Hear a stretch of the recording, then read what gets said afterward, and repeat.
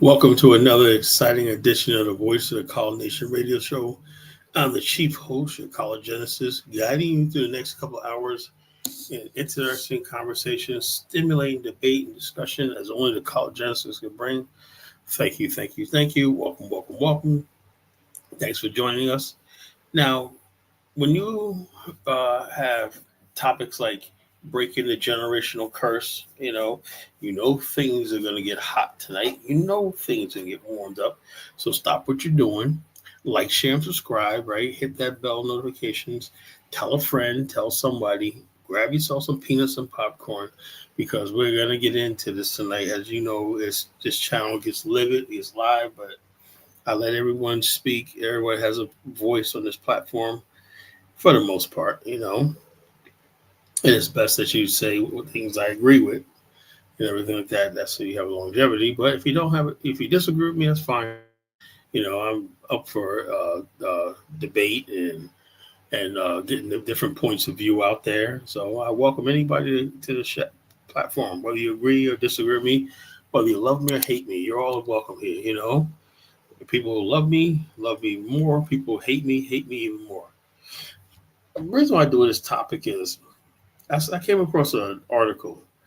Actually, it was a TikTok, and this one girl made a lot of sense, right? That's why I usually do my shows based on something I saw online or something that's bothered me. So little things trigger me.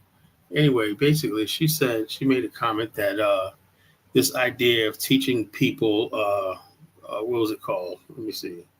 What is the word I'm looking for? I had it on the top of my head. Financial literacy is a bullshit. And I agree with her. You got people like Moise Watkins, aka Moise Watkins, out there teaching people financial literacy. How are you going to teach people financial literacy who don't have any money?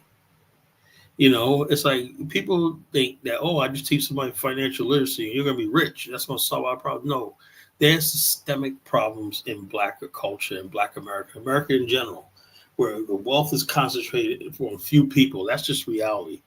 The decision making, the power, everything like that is passed down from generation to generation. And the bottom line is this: when they basically tell you, the poor person, to go out there, save your nickels and dimes, become a great, that's a lie. That's not thing. The average person who, when he gets a little paycheck and everything, he's not thinking about some generational wealth or he's not thinking about some financial literacy. He just want to enjoy himself. He want to go buy some rims for his car. He want to buy that car he was thinking about. He wants to take that little vacation.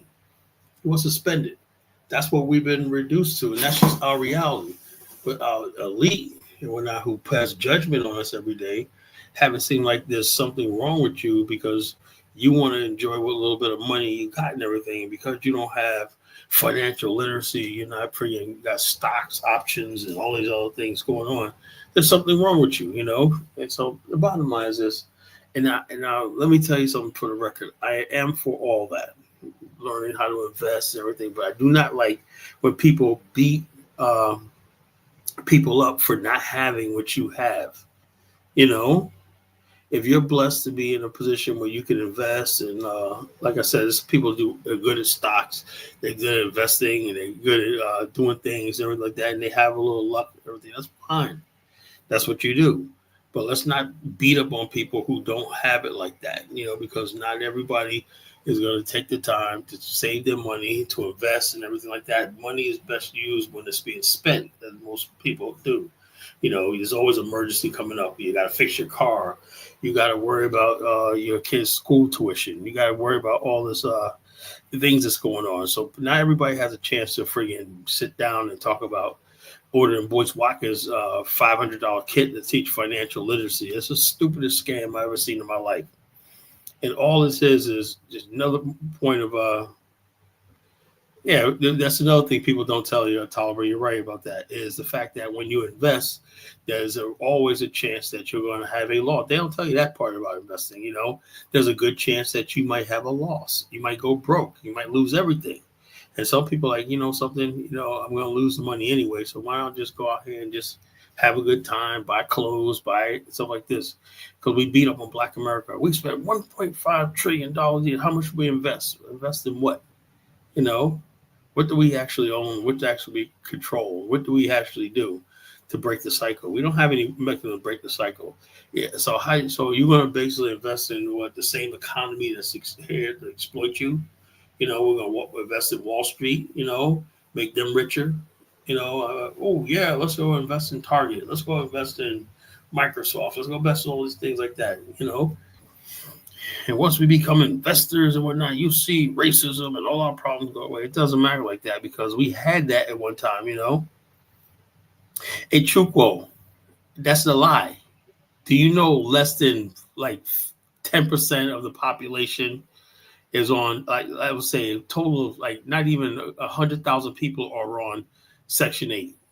The total of it's like the number of people on welfare is in the thousands, not even in the millions. So people like Chukwu don't understand this. And not only that, when they say school to prison pipeline, that's another lie that people keep peddling out like Chukwu. School to prison pipeline, but actually crime and poverty and stuff like that has been trending downward. That's not the topic tonight. The topic is people, and most of the people who are in jail are white. Most of the people who are on welfare are white. And immigrants. Immigrants are dependent on the government in this country. Immigrants and whites are the biggest contributors of welfare and stuff like that. Trust me, I work in this field. I know. Medicaid is mostly white people, but they don't think like that. They put the face of welfare and all that as black people. It's not black people, The problem is Black America spends their money frivolously, but that's what I'm trying to make tonight is what other option? Until you come up with a real option that people can invest in long term and stuff like that, and they can actually gain from it, that's just the way it's going to be. You can't just tell people that basically at the bottom of a society invest in the same society that was like this. Yeah, the media has this thing where they make it seem like black people are on welfare. No, black people are not on welfare. That's what people like the Chukwas of the world think, Black people are not on welfare. So Black America is not, this myth about black poverty is just a myth, There's no black poverty in America, really. There's black people that have this neglected neighborhoods and neglected community, of course. But the bottom line is this, the Black America is like the richest group of people, one of the top richest group of people on the planet. But the thing is, all our wealth does not belong to us, All our money goes back to them. It's very scientific, Do you think the trip is going great. I'm in this place called Wakala Lodge right now. I'm not in my regular place, I'm in this place called Wakala Lodge in the freaking jungle. Oh my God, this place is big. I want to play some videos, but they copyright my videos. We have movie night tonight, And we was outside watching a big screen on right there in the little the lounge, outside lounge. We're sitting in reclining chairs, chairs, the hammocks. We're sitting there watching a big screen TV. Was watching the movies, Bad Boys. The new Bad Boys was watching. The Bad Boys Ride or Die. Was watching that tonight. That was on the big screen, Netflix. It was off the chain. The screen was huge. We're just out there just chilling, drinking beers. I had my cigar. I mean, this place is just amazing. This is where we're gonna take the tour group. So I took a lot of videos, and the one video that I took of the movie night, YouTube copyrighted it because it was a movie. I'm like, man, what the heck? My channel's not even monetized. I agree, FB. Can you believe this? I know most black people do not care about. Education is good when it's focused on doing something. Education to teach you basically how to be better consumers and stuff like that has not done anything but create an educated class that misleads people. Education has not served the community or America well. Can you look at Jasmine Crockett and she's supposed to be educated? You tell me that's what we're supposed to go to? That's what's leading us. Please. That's another thing. Oh, education. Financial literacy, all these things. None of these things will do a damn thing. The only thing that's going to be doing is black people have to build black African infrastructure. And we have to be global people with the idea that one day we need a nation state of our own. That's the only way. If you want to do it like that, that will create millions and millions of opportunity doing that. But since you don't want to do that and you want to fit into their economy, white people's economy, black people, look, I don't blame it on education, right? But are we really getting educated? I'm educated, and I look at these people called so educated. I'm like, what the hell are you talking about? I didn't learn anything. I have never learned anything from anybody that calls themselves educated. I'm self-taught. I've read books. I've been reading books since I was 13 years old. And people understand something. When you read a lot, right? I don't care what it is. By the time you're 13, you should have been read like 4 or 5 novels, major novels. When you read a lot and everything like that, and different perspectives, and everything, that broadens your mindset, right? Now I'm very open-minded. I'm not narrow-minded. I'm open to different possibilities because I read how, and I don't have a myopic view of the world that, oh yeah, this is the way it's going to be. That's what educated people try to do. They really try to teach you that there's no hope. You're oppressed. You're doing all this stuff like this, right? Because I say so, because I got a PhD, So therefore, instead of you going out there learning the world for yourself and making your own decisions and learning things and learning skills and meeting different people and stuff like that and being open-minded and stuff like that, you listen to somebody who calls himself educated and he's misleading you. That's why. How is it that the majority of black people in America, the educated class, has us voting for one political party that has not done one thing for us? Is a tolerant? That sound like education to you?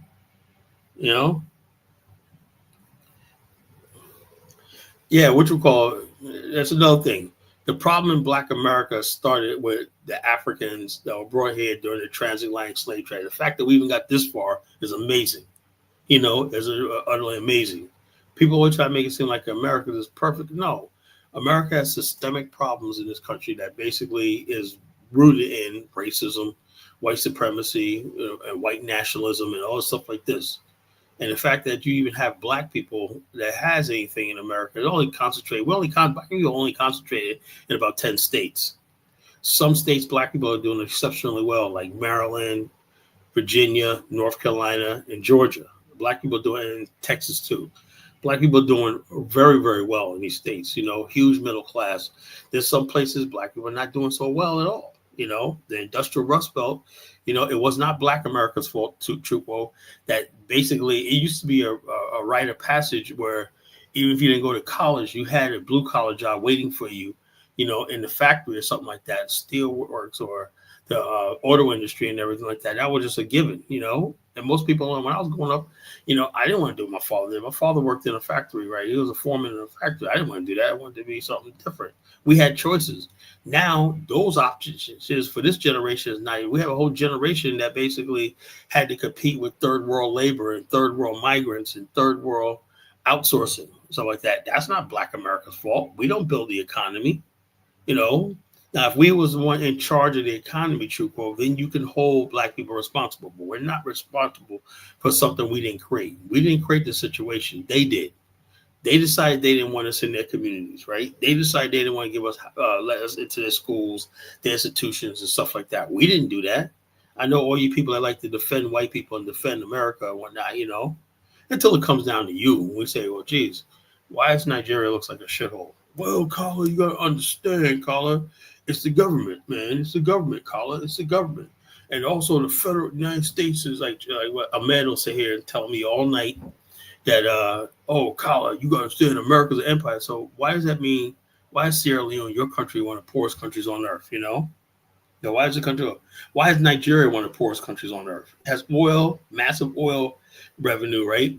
It's taken in hundreds of billions of dollars, not a trillion in oil revenue, right? But yet it's underdeveloped, Why is that, Can it all be the white man again, So the bottom line is this, like the Bible says, how can you get the speck out of your brother's eye when you can't get the beam out of your own eye,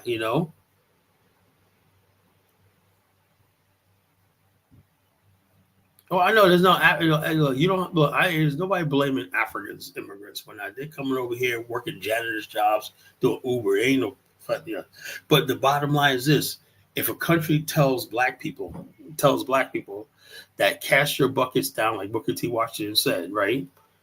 where you are, whatnot, and just fit in and go along to get along and everything like that. And we did that, right? And then the white man turns around and says, you know something? In the 1970s and 80s, hey, by the 90s, we're going to move all our production outside the inner cities to China and everything like that. China's benefited. Canada's benefited. Mexico's benefited. But the black community, man, we have whole generations of black people that didn't have those industrial jobs. That's the entryway into the middle class, you know. So that's not Black America's fault. That's because we decide to be a people, you know. That we don't have to go back in time, Tolliver, but the bottom line is this: we have to look at the situation. That's why I said I hate when people keep talking about the problems in Black America, not put them in the proper context, you know.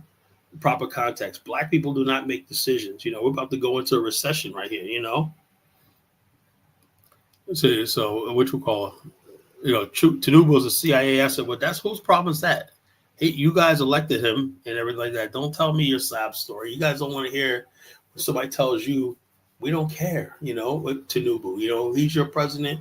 If he's bad, whatever like that, you guys let it happen, you know. Same thing you tell us, you know, oh, well, you know, you guys should be doing better. You guys should be doing this. Everybody always got some advice for somebody else.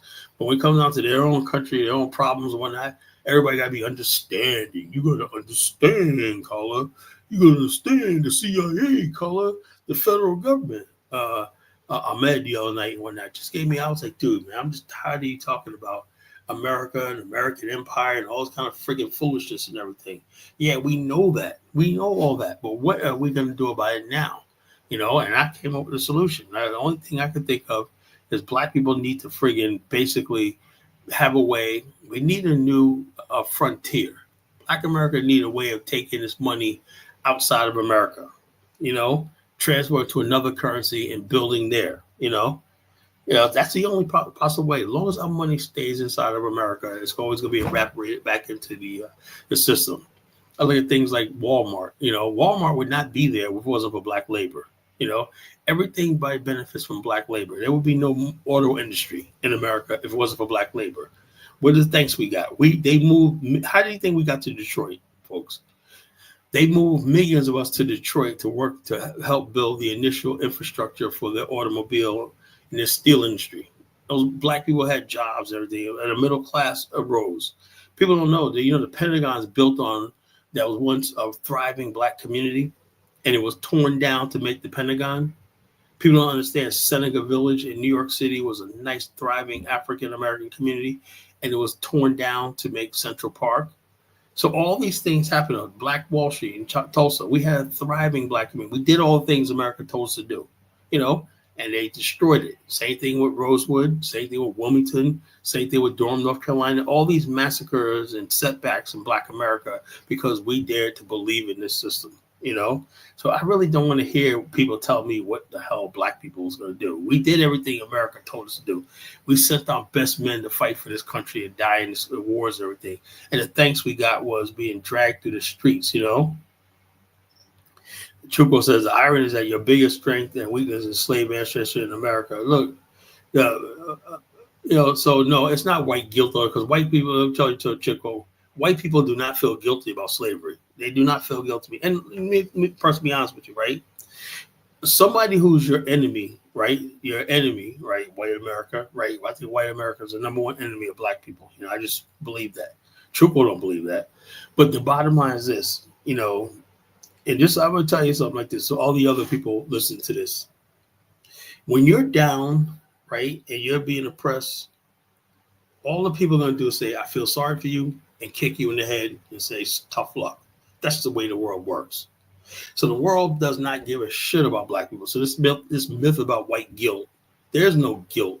There's nothing in America, Chukwu, that says there's white guilt. White people have nothing, never apologized about slavery, never made amends for slavery. So how can there be white guilt? No.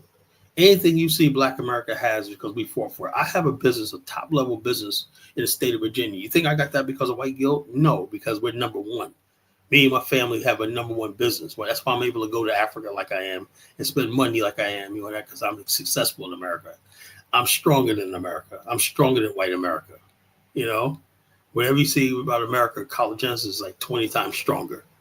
You know, that's the way I was raised. I came from a strong black family. So this myth that Chuco spreading that there's white guilt and blah, blah, blah. Shut up, man, you know.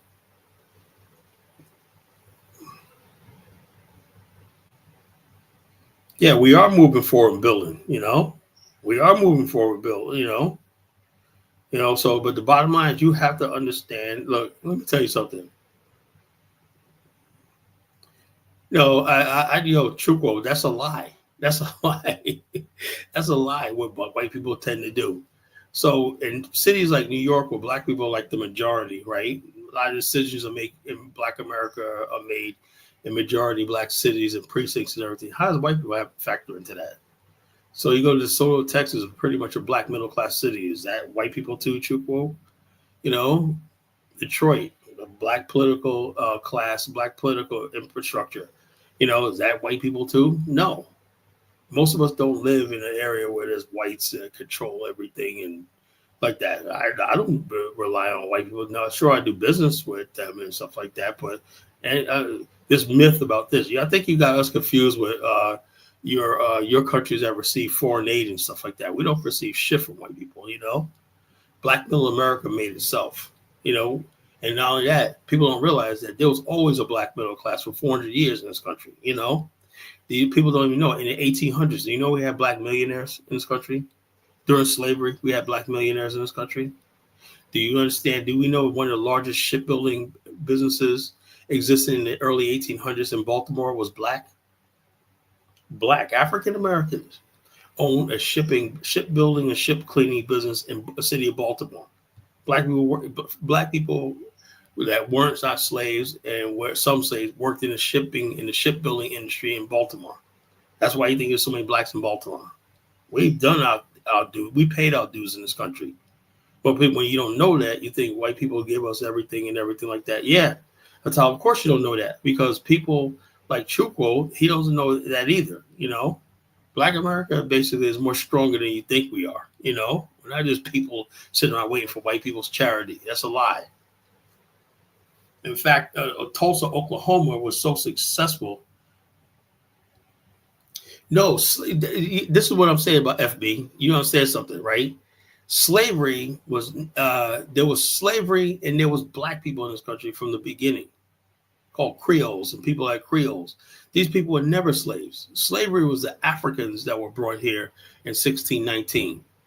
The bottom line is that there were black people that lived in Europe, Portugal, England, and all these other people. And these people had generations of black communities that are like 400 years old. Free black communities in places like Boston, places like Lafayette, in places like Baton Rouge, Louisiana, even in the Deep South. You know, there was black communities in Baltimore. There was black communities in New Jersey, New York, the Long Island area. There was always black communities in America, little tiny, close-knit communities that were close-knit. Way upstate New York, there were black communities. For our Saratoga Springs, there was large numbers of black people who had thriving communities in the 1800s. In fact, in matter of fact, in 1840s, the first black to graduate from Ohio State University called E.J. Roy. He became president of Liberia lately, right? After that, right?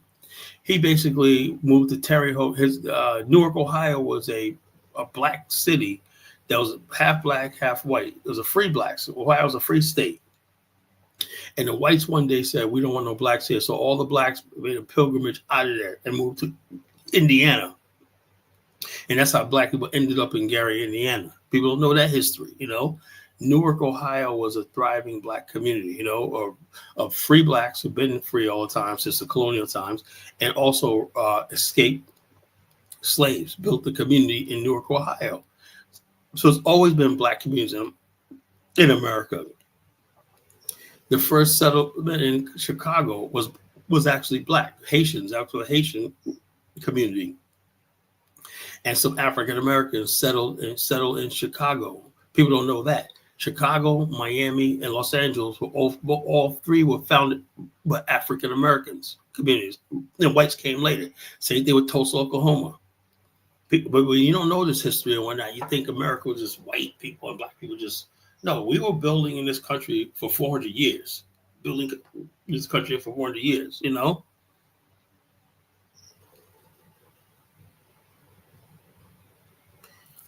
So, which we call. So this is what I'm talking about, you know?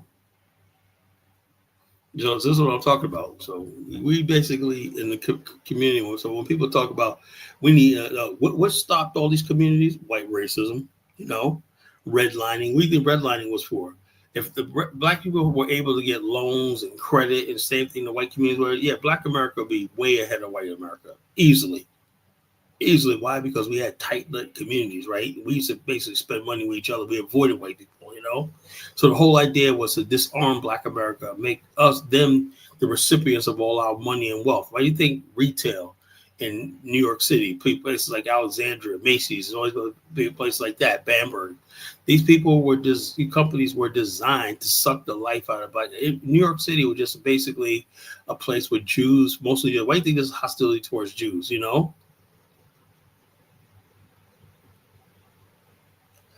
Well, you could build a little Africa. Do what you do. Do what you want to do. We look, Chuko. I don't care what you Africans do. I really don't care. I really don't care what you people do. You people are not my concern. My concern are African Americans, Black Americans. That's what I'm concerned about. I don't care what you do. You guys can go to Mars while I care. You know. So you guys think you could build? I have not seen one African build an institution in America. We got hundreds of them. We got hundreds of colleges, hundreds of museums, hundreds of educational institutes, hundreds of foundations. We have all that. I have not seen Africans build anything. So how are they going to build a community then, you know? How are they going to build Africa? They haven't built any institutions yet. They always rely on our institutions. All the African students, where they go? They go to the historically black community colleges, you know? Yeah, Africans do beg a lot, you know? I've not seen anything Africans do, but like I said, I wish them a lot of luck. Whatever they think they're going to do in America, they haven't built anything yet. Speaking of which, I got some information about a good friend of ours, Afro Dumbass. You know, I got some information, some damning information about him. You know, and from the reliable sources, who knows him, tell me that he doesn't have any money. He's broke. He's like a janitor somewhere or whatnot, you know. This is a Gambian that knows him, you know, saying that he doesn't have any money. He's fronting online like he's a businessman or something like that. And so it's all a lie. This is a Gambian who actually reached out to him and actually knows him, you know, tried to work with him, but it didn't work out, you know. You know, so it is what it is, you know. So that myth right there. I'm glad I remembered that. A good friend of mine told me, he said, look, let me drop about Afro Dumbass, you know. A good friend of ours tried to reach out to him because they were thinking about doing tours in the Gambia. So for a while, he was talking to Afro Dumbass when he found out a lot about him, you know, got close with him, found out this guy don't have what he says he has. You know, he doesn't have money. He doesn't have a business and everything like that. So we're ready to bring the receipts about Afro Dumbass, you know, all you people that call yourself students of Afro Dumbass, you know.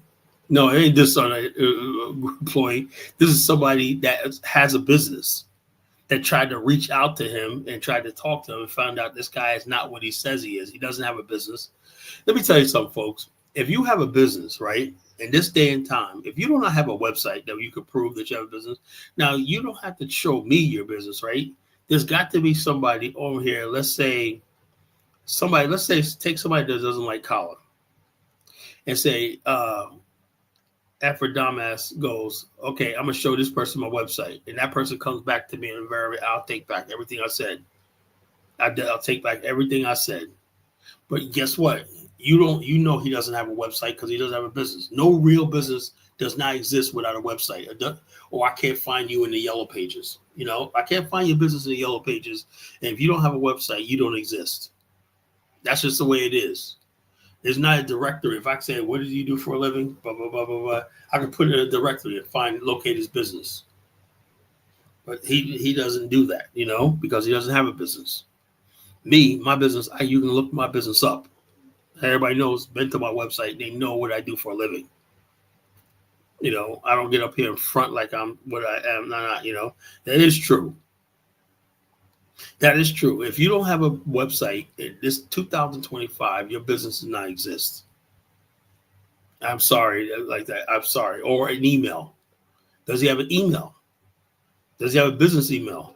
Does he have a Duns and Bradstreet report, a business report, a business Duns and Bradstreet report? These things basically show you if you're a business or not.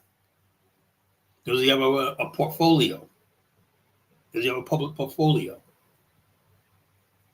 Like I said, people stop listening to these people you find online.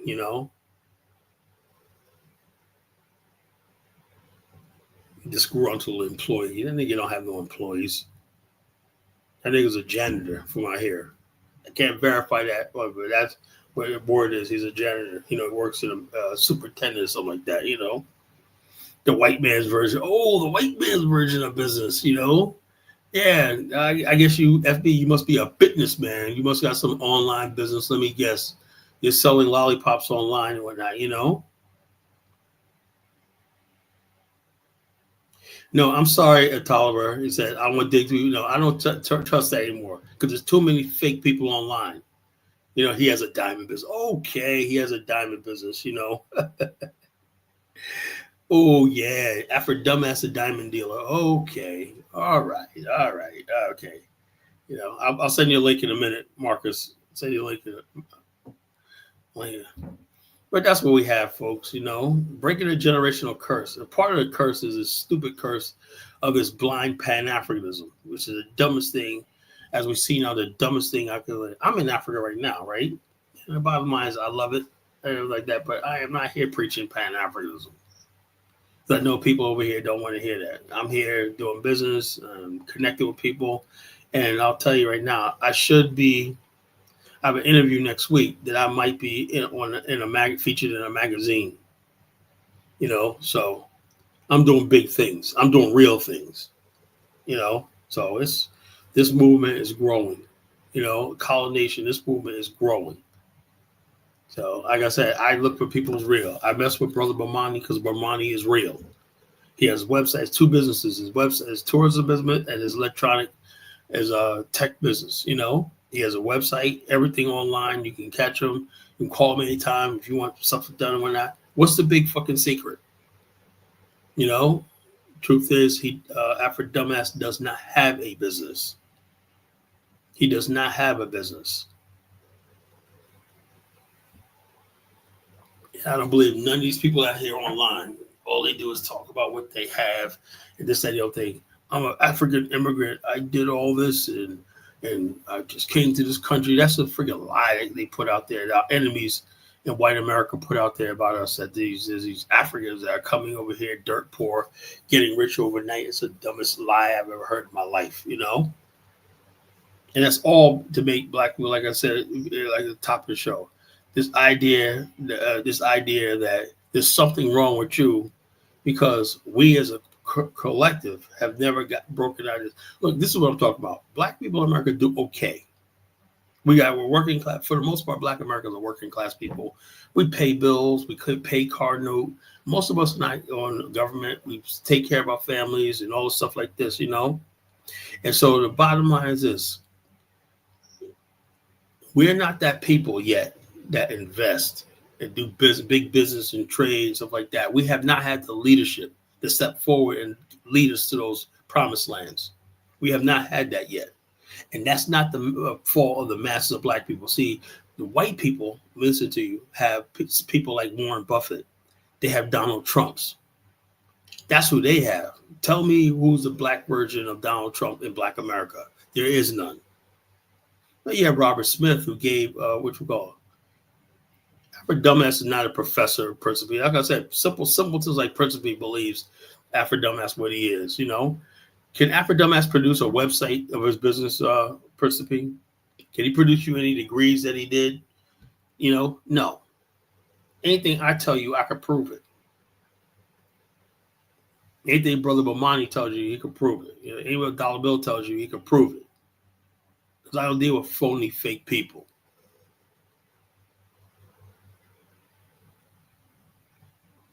about Afro dumbass, Oh yeah, Afro dumbass.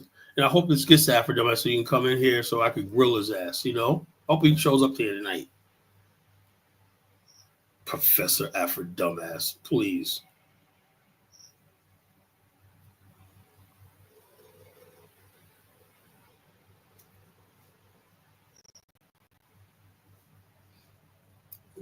So to get to that next level, it's going to take a miracle for us to get to that next level. We have Black America in a position where we could become an investment community, right?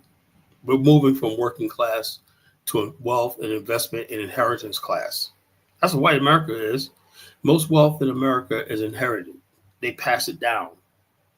But there's people that's trying to destroy our families through race mixing and all these other things like that basically destroys the possibility of intergenerational wealth.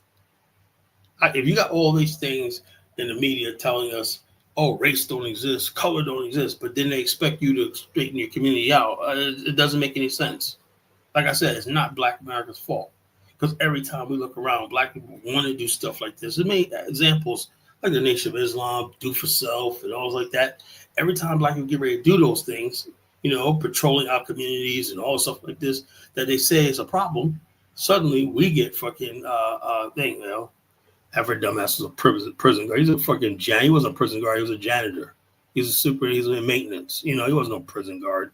He was a freaking maintenance. He worked in a prison. I think they said he was a maintenance guy. He was no damn prison guard.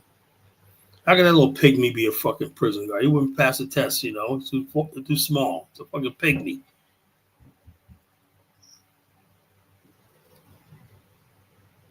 Yeah, the reason why, Principe, is because in America, they told us, Afro dumbass didn't prepare me for no Liberia. I'm in Liberia right now. Did Afro dumbass bring me here? I've been here 4 straight years because I can afford to come here. He can't afford to leave America. He can't afford to travel. He got to go to Gambia once every 20 years if he's lucky.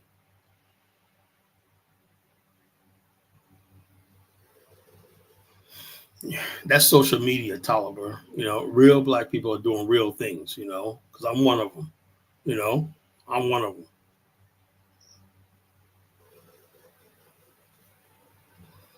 Yeah, Haiti, Black people in Haiti don't own shit in Haiti. You look, a couple of mulattoes and Chinese and Jews own all the wealth in Haiti,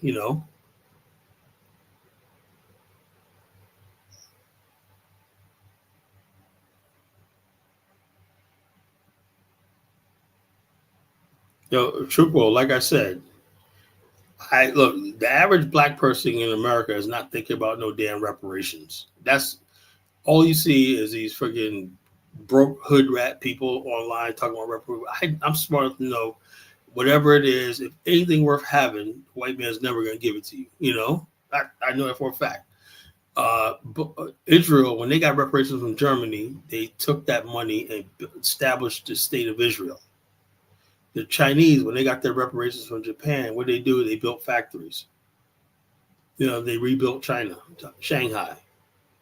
When the Filipinos got reparations from Japan, what did they do? They built the Philippines. Black people will never get reparations because what are they talking about? Just getting a check so they can go out there and buy freaking nice cars and jewelry and stuff like that. So that's why it never happens. It's not a legitimate claim because Black people do not have a legitimate claim because we're not a people. We're not a nation state. We didn't want to be a nation state. We didn't want to be a government. We didn't want to be a people. Now, we were trying to sever ties with America. Then the reparations movement will become real. It become real overnight. America would have to pay descendants of slaves for their ancestors suffering in America. But in the process, we would have to give up U.S. citizenship and part ways with this land. That's how the only way reparations will happen. But I think Black people can get a check and be running around still talking about shit. See, white people, and this is how white people work, right? A lot of white people think if they can get reparations and slavery is forgiven, that means they don't have to hear us. We can just shut up. But they know that's never going to happen. They know we're never going to shut up. We're always going to talk about racism. We're always talking about slavery and blah, blah, like that. So, like, hey, why even waste money giving them reparations when they're going to be still complaining anyway? That's the way they think. So these ideas, people talk about reparations like it's going to solve something. White people are like, yeah, I'm not giving these people reparations. What for? All they're going to do is sit back and want more money, want more about money. So that's never going to happen. I'm smart enough to realize that reparations is not a real movement. It's just something you see online, people talking. That's never going to happen. That's just the truth.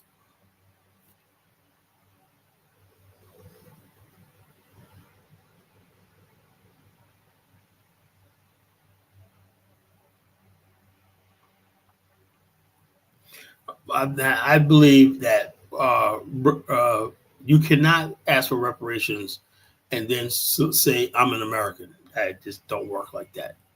It's just like the Chinese basically saying during Manchurian, all of them saying we're really Japanese, but Japan owes us reparations, and they're still trying to be part of the Japanese empire. It doesn't work like that. Or the Germans, the Jews, particularly saying I want reparations, but they didn't leave Germany. The Jews who got reparations built the state of Israel, which is honorable.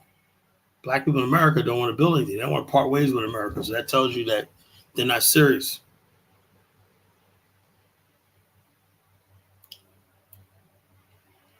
Let me get Marcus on, see what he's talking about. How you doing? What's up? How you doing? What's going on? What's on your mind? Man, look, I know you be talking that shit. Liberia was our reparations. I'm gonna just say that. That's Is it. what? Liberia was our reparations. Well, yeah, but the thing is, okay, the problem with Liberia was, now I studied the history of Liberia, as you know, deep, right? Yeah. And I wrote my novel Journey to the Promised Land about the exodus of 1878 from Charleston, South Carolina. Yeah. There was a strong movement of Black people in the grassroots to move to Liberia. Millions of us wanted to leave America, part ways, and go to Liberia. That was the first thing. Before they talk about reparating Black people, like, well, let's get the fuck out of here, The problem in Black America is that people say we need more education. The educated class, right, created this myth called integration and multicultural, all this stuff like this. Remember something, during slavery times, right, there was no civil rights. There was no equivalent of Martin Luther King. Hell no. It was none of this. This is something really new. Civil rights, integration, and all stuff like that, equality, all that. That's something recent. Most Black people never trusted this country, never loved this country, never trusted this country. This us being American is something very new. People don't realize that. So when you understand that, you're like, damn, now I understand. I said this is something they hyped on us through movies, like people like Sidney Poitier, Harry Belafonte. They got us good. They showed us going off to war. There were war movies and stuff like that. Showing us in the uniform. That was all propaganda to make us feel like we're Americans. That was a lie. Truth is, most Black people, when Marcus Garvey came here, he got 6 million people.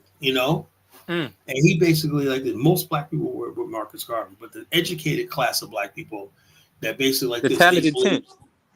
Yeah, but these people were people who basically are there to tell Black people gradually we're going to change America. And then with the Civil Rights Act, right, they had a big victory. Remember, so the Civil Rights movement was fighting for their survival because most Black people didn't believe in it, I was like, and then when they basically were able to go to schools and go drink out of white lunch counter and stuff like that, they're like, okay, I guess the civil rights people are right. But now in 2025, they're like, what the hell do we do? We don't have anybody. Because Black people Black people used to patronize Black businesses, patronize Black businesses. And there's another thing Truco says, slavery entitled you to citizenship. Man, no. True. I don't know what you're talking about, True. Truco's an idiot. Yeah, Check this out. Check this out. Slavery is like this. It's like this. They basically said, we got these people inside of our country, right? We're going to give them citizenship, but they did everything they can deliberately to tell the states, now do whatever you want with them. They withdrew the troops from the South, right?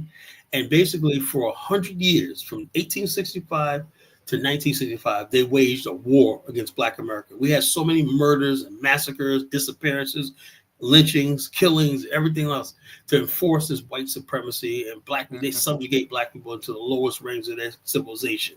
That was no is that a citizenship? No, we were at the bottom. We weren't even at the bottom. We weren't even considered. They basically, the federal government basically turned its back on, so didn't bother protecting a minority. Usually, when you have a minority group in a country that's hostile to them, you give them certain protections. Yeah. America didn't do that. So that's why American citizenship among black people was always a mockery. Look at Prince of Pete. Prince of Pete, y'all fucked up Haiti, dog. I ain't gonna lie, y'all just fucked that up. Yeah. Yeah, the EBT. Yeah. I mean, they'll understand that we were at the bottom, bro. Like, even during segregation, you had people still on the plantation. You did real shit. You really did. And they'll still draft you off to war to fight for them. Yeah. That's my grandpa. The American is that low that you're going to discriminate against a man from his color, and then you're going to send him to fight in your war. Yeah. Only an American could do something like that. Then you come back, you still ain't got shit. You ain't got nothing. They got a welcome home, they got a welcome home. They were lynched through the streets and whatnot, after World War I, World War II. Black men were dragged. Let me try to find a video, show you guys what I'm talking about, Let's see. Let me find a video. Little steppers riding would run up in the house if it wasn't for them. Prince P, I don't know what the hell you talking about, Prince P. I don't know. We talking crazy. Yeah, he smoking Haitian cat. He wants us. He said he thinks we should be obedient to so-called black leaders. Man, I'm like, I tell black people all the time, say fuck black leaders. You know what I'm saying? They're all a bunch of traitors. Yeah. We give them no respect. None whatsoever. Yeah. Let's see. Post World War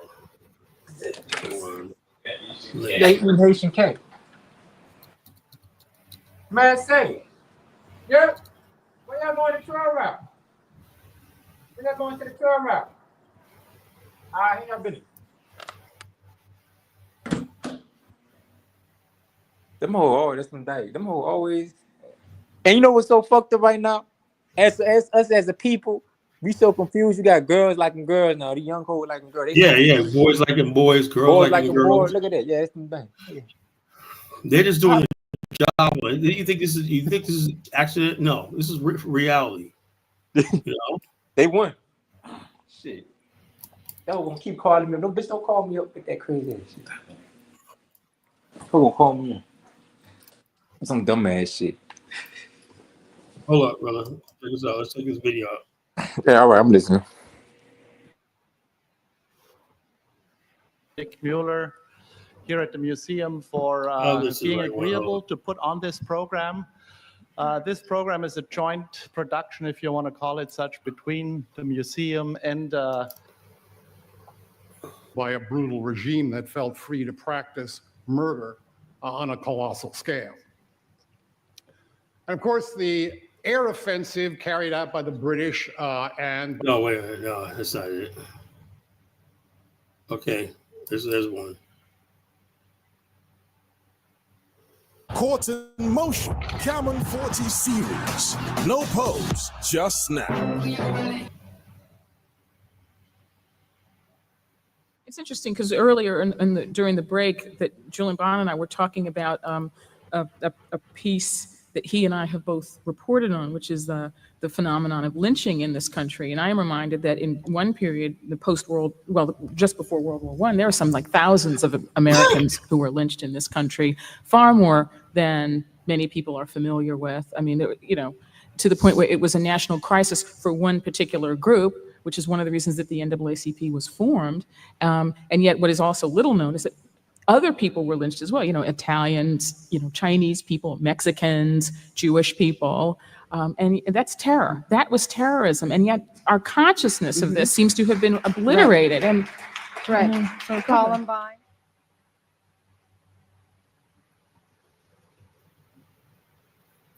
What did chick say? Let's move on now to this story coming in from the US, and of course, indeed, being the breaking news that we see online. And of course, tensions have escalated between South Africa and the US. The Secretary of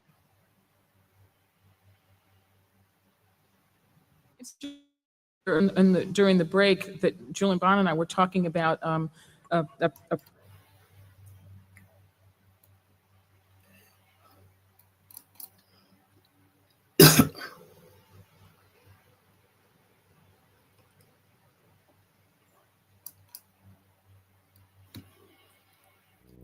This is our reality in America. After slavery was prohibited in 1865, formerly enslaved people in America were granted full citizenship, the right to vote, and under the 14th Amendment, protection from racial violence. Formerly enslaved people were promised land and opportunity, but most got nothing because America quickly evolved into an era of racial terrorism and oppression for Black citizens. White people in the South were angry that people formerly considered property were now equal citizens. Many turned to violence. In the years immediately following the Civil War, thousands of Black people were murdered when they tried to claim their rights. Soon afterwards, federal troops were withdrawn from the South, ending a brief period of racial progress known as Reconstruction. Nationwide resistance to racial equality resulted in the reestablishment of racial subordination through biased laws, disenfranchisement, and terrorism, most dramatically enforced through lynchings. Racial terror lynchings of Black people defined a shameful era in America. These lynchings differed from the hanging of white people in places where there was no functioning criminal justice system. Racial terror lynchings were directed at all Black people. They enforced compliance with racial hierarchy and white supremacy, and ensured racial segregation and denial of equal rights. In 1916, in Cedar Bluff, Mississippi, a young Black man named Jeff Brown accidentally bumped into a white woman while running to catch a train. A white mob stopped him and lynched him, beating him and then hanging him from a tree for his insolence and carelessness. His public murder was not about criminal punishment, but was instead about maintaining racial hierarchy and terrorizing the Black community. White town residents proudly sold photographs of Mr. Brown's brutalized body hanging from the tree for 5 cents each. The Equal Justice Initiative has documented thousands of racial terror lynchings between 1877 and 1950. EJI has confirmed the lynchings of over 4,000 Black people who were tortured, maimed, beaten, shot, hung, and burned alive by crowds of white people, often with the cooperation of law enforcement or government officials. The terror of lynching was so widespread that millions of Black people fled the South and settled in the urban North and West as refugees of American terror, shaping the current demographic geography of the United States. On July 5, 1933, an older Black woman named Elizabeth Lawrence reprimanded a group of white children who threw rocks at her as she walked home from work. Word spread that a Black woman had dared to rebuke white children, and that night, an angry mob of white citizens lynched Ms. Lawrence for her audacity. Her home was then burned to the ground. Her son, Alexander, fled to Boston. Racial terror lynchings often had the atmosphere of carnivals, with food vendors and souvenir stands. Hundreds or thousands of white people would often gather to watch and take part in the torture and murder of Black citizens. There has been no effort in America to confront this legacy of racial terror. While hundreds of Confederate monuments litter the landscape in southern states, there has been no public recognition of the violence endured by Black people. On October 7, 1910, a white mob in Montgomery, Alabama tried to abduct and lynch Black men being held in jail on suspicion of miscegenation or interracial sexual relations. When they were unable to get the men out of the jail, the frustrated mob lynched a Black taxi driver named John Dell, who was sitting in his cab nearby. No one was ever arrested or prosecuted for his murder. EJI's Community Remembrance Project collects soil from the many sites where terror lynchings occurred.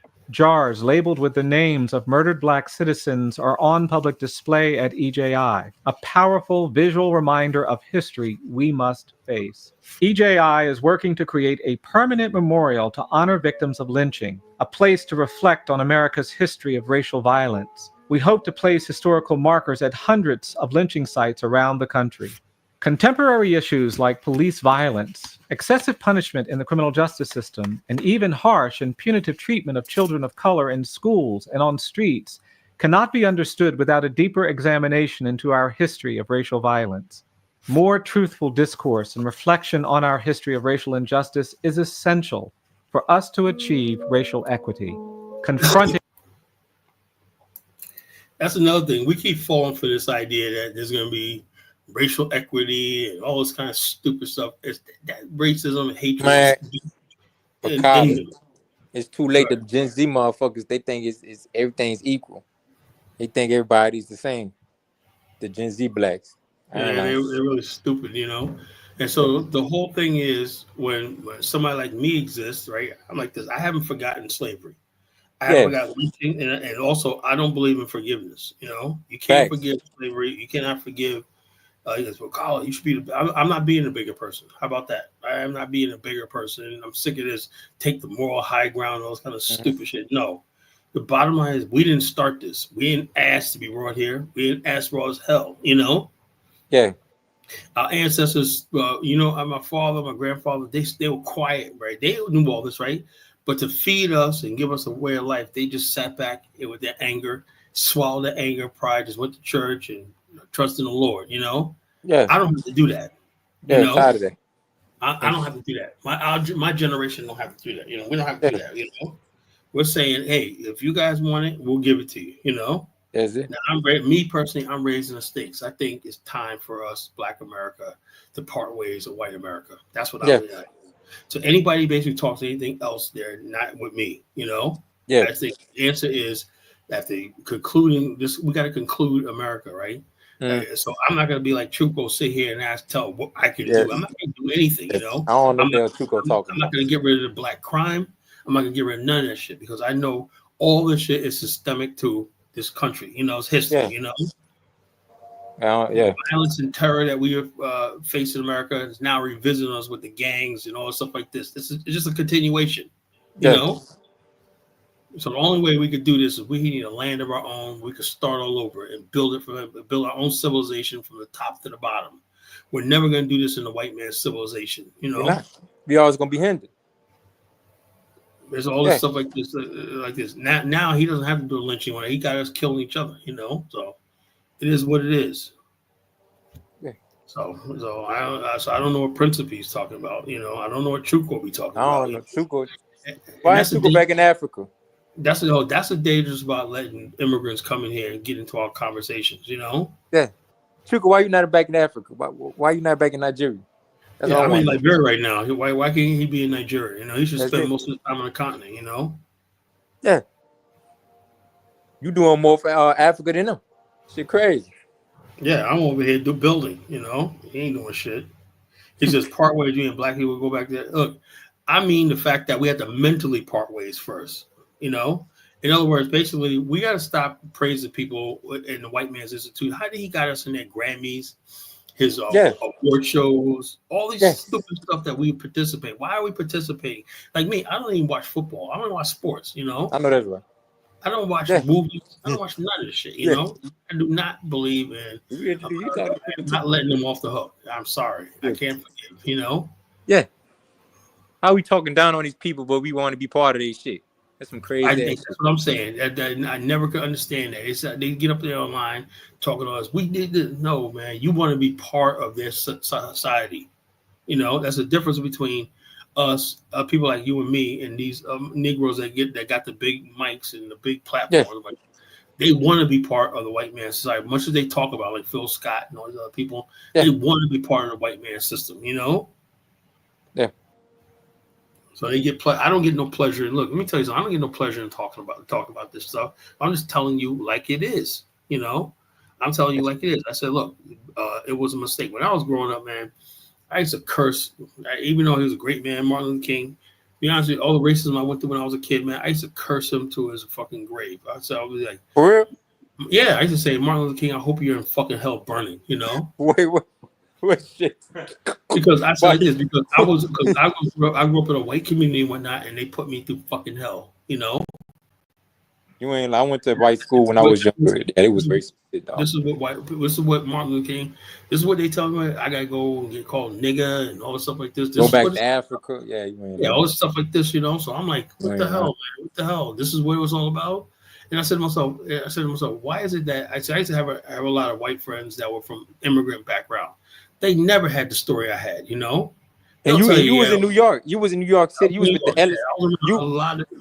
You with the Ellis Island whites, the Irish, and the Dago, the Italians and shit. Yeah, the Italians, the Polish, a lot of Polish, Germans. How the fuck they gonna come after the Civil War and be racist to you? the black people. Yeah.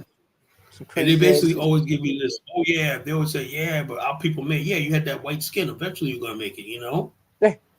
But The time, all of them. so of course they give you that whole, well, we came here and we were poor. Yeah, you were white, you know. You could be poor in this country. As long as you got that white skin, you're good, you know? Yeah.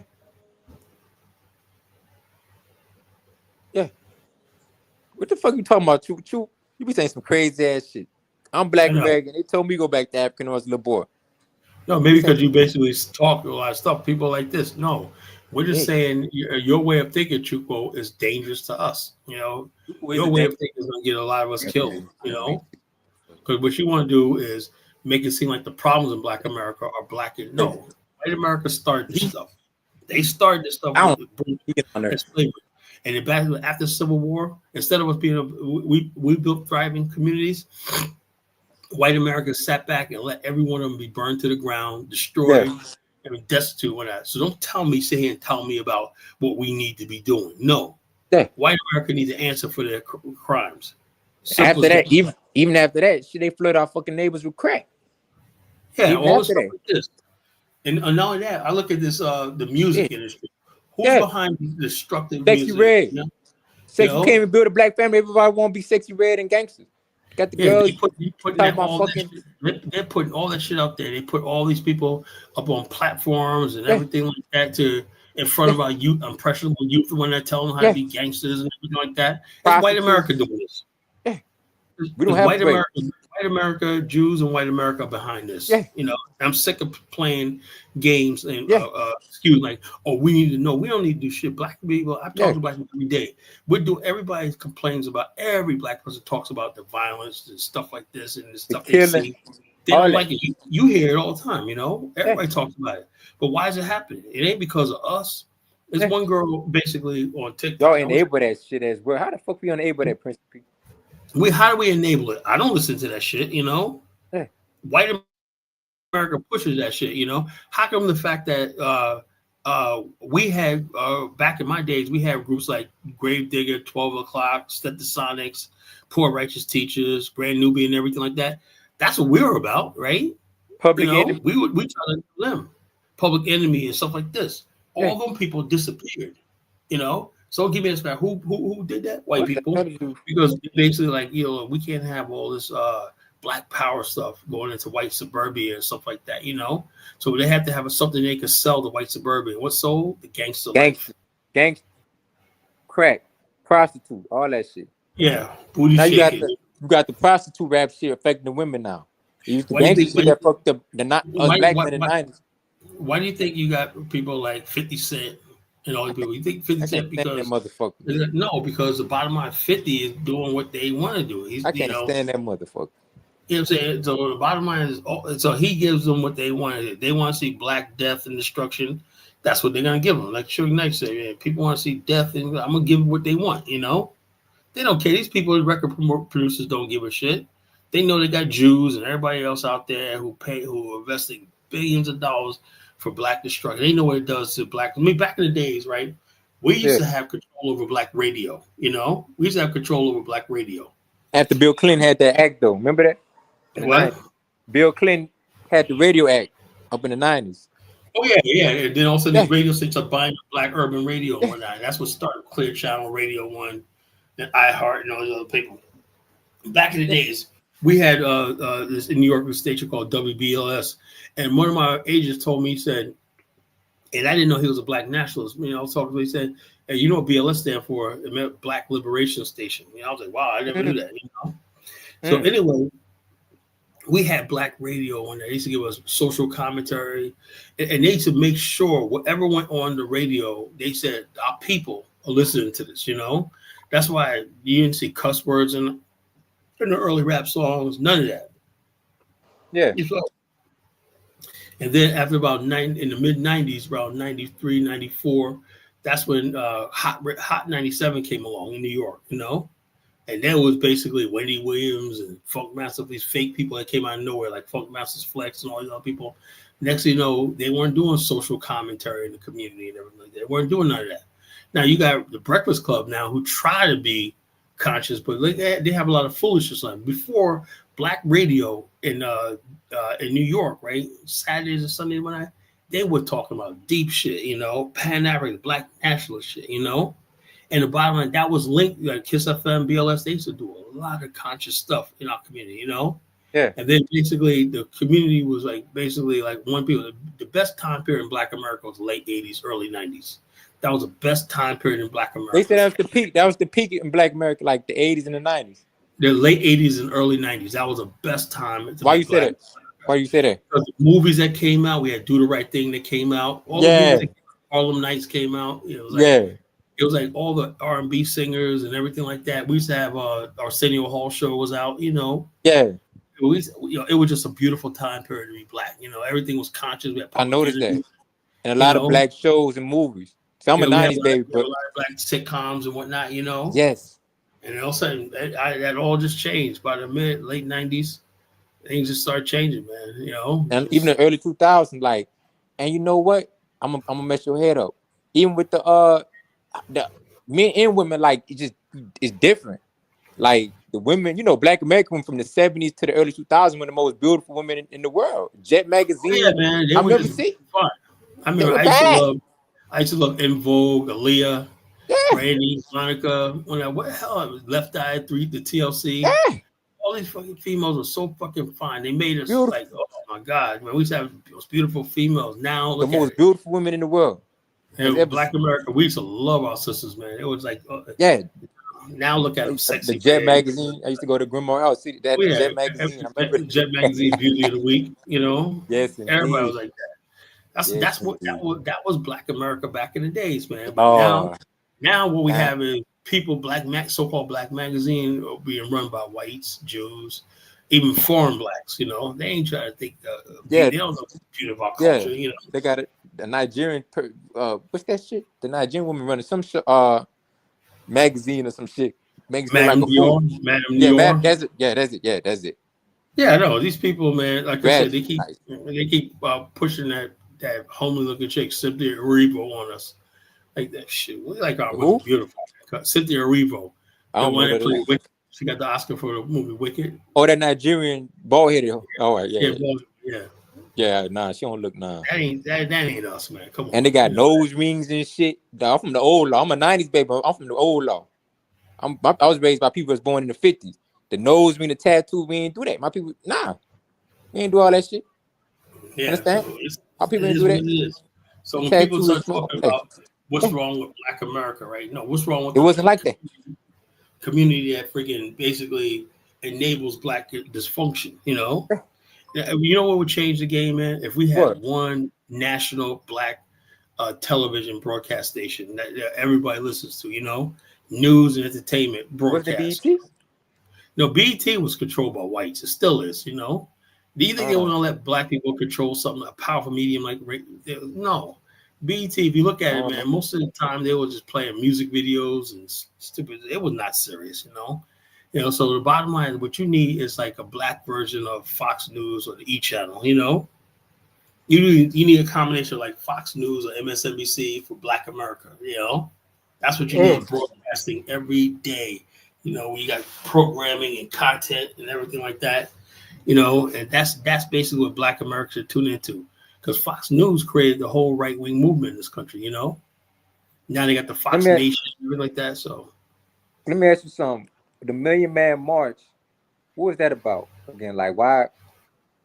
Well, why- the thing is, the Million Man March was good in a way because I remember leading up to the Million Man March, they said Farrakhan had these men's only meetings, right? And it resonated with a lot of Black men. But what gets me is the fact that Farrakhan had all that momentum and didn't do nothing with it shows me I don't think he was ever serious about anything, you know? You know, that's what I said. You look, at the Million Man March, man, they said we chose him as a leader. They said, whatever you want, we're behind you. Everybody was like, Farrakhan, that was a leader. And then over the years, man, he just fizzled away and let everybody down, man, you know? He keep talking about the same shit, the white devil and shit, like, but I mean, yeah, the Jews. Now he talks about Yeah. the Jews, man. Like I'm sick of hearing that shit, you know. What's your plan? You know why? Because Charles Taylor sent an emissary to the Million Man March for and real? said, he said a representative. He spoke at me and said, "You guys are welcome to come to Liberia and help build and whatnot." What? Then even Gaddafi offered Farrakhan land. You know What? For real? You know, Farrakhan turned all that down, man. You know What the fuck? I ain't heard it all. what his was, you know. I heard it all. Farrakhan didn't get banned from TV. Farrakhan was eating the media up. He was on every time you look around. He was on C-SPAN, MSNBC, CBS, and he was not banned from media. You know, Farrakhan always got got a lot of press coverage. You know, that's how. Besides reading the Final Call, that's how we saw Farrakhan through the white man's media. You know, he wasn't no ban. You know. Farrakhan's banned on YouTube. Farrakhan's not banned on YouTube, man. Stop it. You know, he may have had channel struck, but there's so many pro Farrakhan. So like Farrakhan cannot say he was censored. You know, his message was out there. You know, just like when he gets up there and deliberately says stupid stuff about Jews without any proof, whatever like that, people are like, oh, that's beyond the pale. But if he would have spent his time actually building something, you know. So how about Christopher said. Khalid Muhammad. Now, Khalid was the man. Khalid was the man. Khalid was the man, right? One of Farrakhan's followers in 1994 almost killed Khalid in Seattle, Washington. What? You know? Oh, yeah. One dude, because Farrakhan and Khalid was going through not a little beef, but they was having disagreements, right, publicly. Yeah. And this one dude, basically, one of these nerd, crazy Nation of Islam dudes, almost killed. Somebody saw the gun and grabbed it and wounded Khalid. Khalid was in the hospital for like months, you know, but he survived a gunshot wound, you know. What the hell? So bottom line is, so Farrakhan and Khalid, and then basically when the Million Man March came like a year later, they weren't together. Khalid had his own rally, you know, he had Ultimatics there the day before the Million Man March, right? Then Farrakhan stole the show with his. I mean, I'd be giving it to him, man. Farrakhan was brilliant in the Million Man March, where he basically, when his son introduced him, he said, "Now the man you've been waiting for, right?" And everybody, the whole crowd just went crazy, right? And then all of a sudden you see Farrakhan coming in, the Fruit of Islam coming in before him. That was a sight to see, you know. And basically, when he was flanked by the Nation of Islam army, that was freaking phenomenal. When he took the stage, that was just freaking phenomenal. We were like, whoa, we finally got a leader, man. We finally got a leader, man. And nothing happened. Came out a year later. That's when the whole Biggie, Tupac, and Black America started focusing on hip hop. Yeah, they did that on purpose, you know. Everybody stopped talking about black politics and started talking about gangster shit, you know. You know what's crazy? You know, Dolores Tucker, I think that's her name. She was trying to stop Tupac to a hip hop. All the black women, they used to talk down on them. They said it was she was in many ways she was talking about the people calling women bees and hoes and all stuff like that. She was right about that, you know.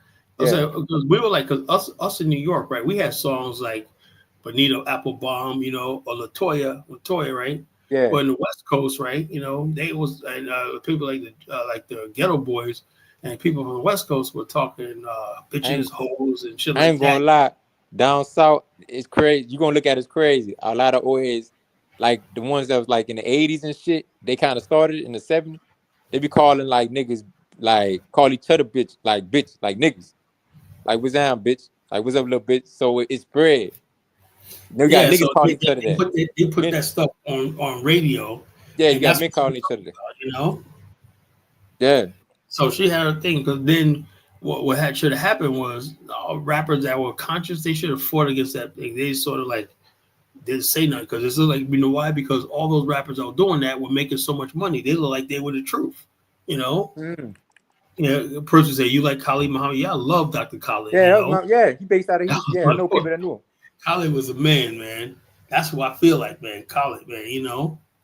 Khalid, man, you know, and I don't agree with everything you said, but when South Africa, when they basically had the election in South Africa, he said, man, if we could just show you we're merciful, right? We 24 hours to get out of town, you know? If not, we're gonna kill the women. We're gonna kill the children, the babies. We're gonna kill them. Kill them all. You know, I'm like, damn. I was like, damn, man. That was like, they didn't agree with what he was saying, but I said I felt his anger, man. That rage. That's how a black man should really feel. That But you anger, know, rage. he You from know, he definitely spent some races. He from down south, from Houston. He from you can really feel when Khalid talks, man. That anger of what Yeah. his people went through and everything like that. That anger just builds in him. And it's just like, yeah, you say to yourself, even though you know you got to go into the real world and you got to deal with people. And then he used to always say, if you know a white person is not bad, kill him before he turns bad. Yes, indeed. That's what he used to say, man. I was like, damn, man, this guy is real true. But I said, I know I can't do that, man. He's my message right now. I can't do that, you know. But I will tell you this: I'm not going to stand in my somebody's way and say, how dare you? I'm not going to defend white people like that, you know. Nah, That's a problem I have, you know. You know, so we ain't doing that. what you call I want to answer this right. What Tyler was saying, why do black people gravitate with negativity? What's negativity? You know, I think black people being tolerant of racism is negativity. You know, black people willing to forgive America and forgive white people is negativity. How about that? You know, so people, it depends on what you mean by negative. You know. Are you talking about crime? Are you saying Khalid Muhammad was negative? I don't think it was negative, you know. He was just talking about his truth, how he really felt, you know. White people have no problem telling you how they feel, right? You know. Trump, So when all of them. they'll tell you how they feel, you know, everything like that. So why can't we basically have somebody out there that says, okay, like, you know, hey, look, this is what he thought, man. And, you know, you guys talk about freedom of speech, but, you know, and also, look, everybody's entitled to their prejudices. That's one thing that we have never had, the right to our own prejudices and a right to hate. There's a season for all things, you know, the season of love, season for peace. I like to see peace with different races of people, black, white, whatever like that. But there's also a season for war. There's a season for hate. There's a season for everything, you know. What black people did was took the seasons for hate, war, and anger away, and just basically you can't just have people that the only thing they're gonna do is take people's abuse and turn the other cheek and look the other way. It doesn't work like that. And you're never gonna be a complete human being.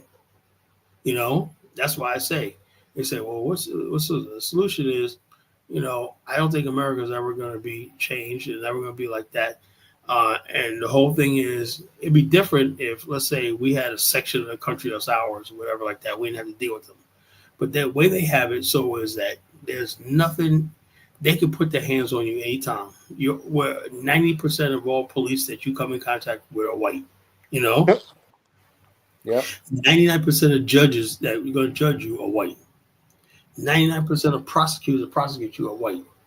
99% of people who gonna hire and fire you are white. Are you gonna tell me that? You gonna tell me that's justice?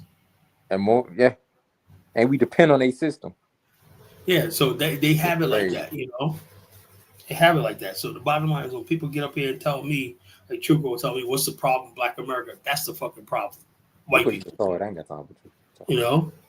Now to black immigrants, they accept the fact that white people rule this country and this their land. They really believe in that bullshit. They believe in a white man's bullshit, you know. White people would be nothing. You know, it's like, I'll tell you one thing. Anywhere you see black people and white people that live in proximity, white people have wealth. Anywhere you see black people are not there, white people live in poverty. Go to the Western states, you know. White people are impoverished. Why? Because there's no black community, you know. But Montana, there ain't no black in Wyoming. What are they doing in Wyoming? Nothing. What are you doing in Colorado? Really nothing. There's black people in Colorado, so a little bit, you know. But Utah, nothing. You know, Iowa, nothing. You know, only where you see white people that become rich or whatever like that is because where they live near black people, because they need black labor and they need black captive markets. You know. That's just the truth, you know.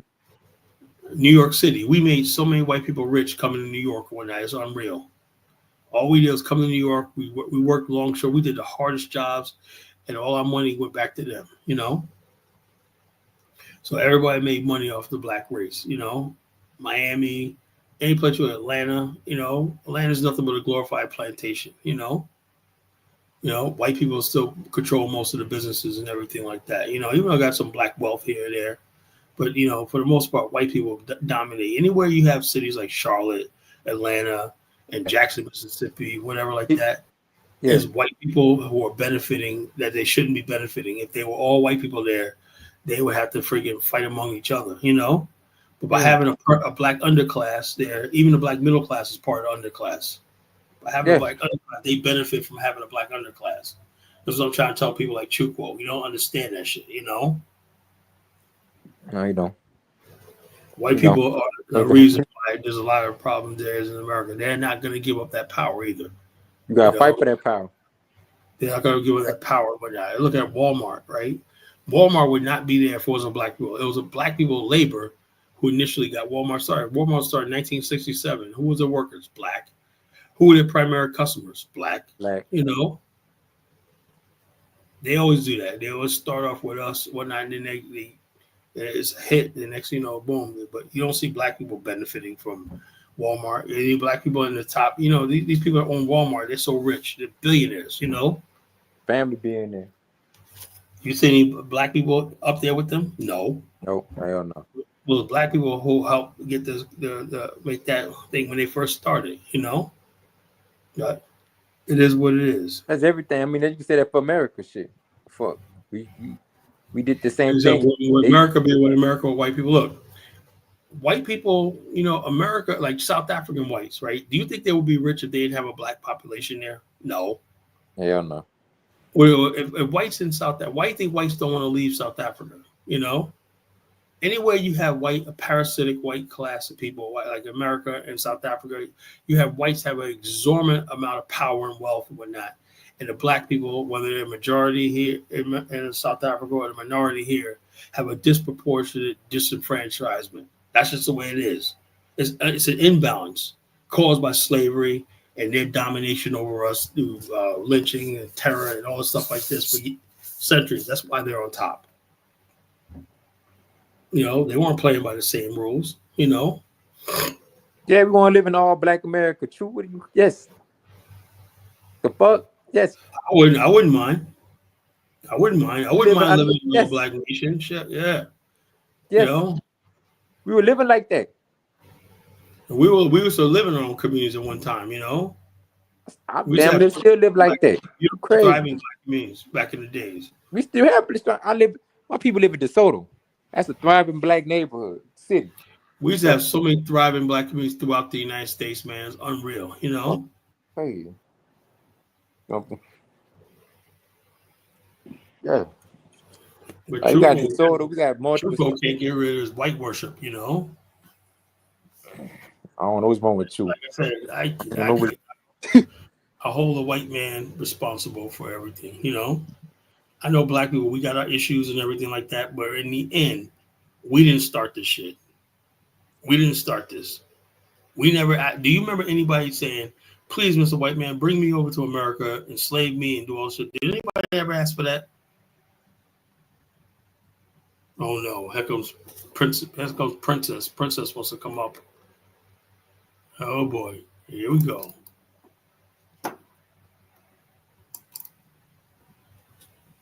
Princess wants to come up and debate. Princess wants to speak.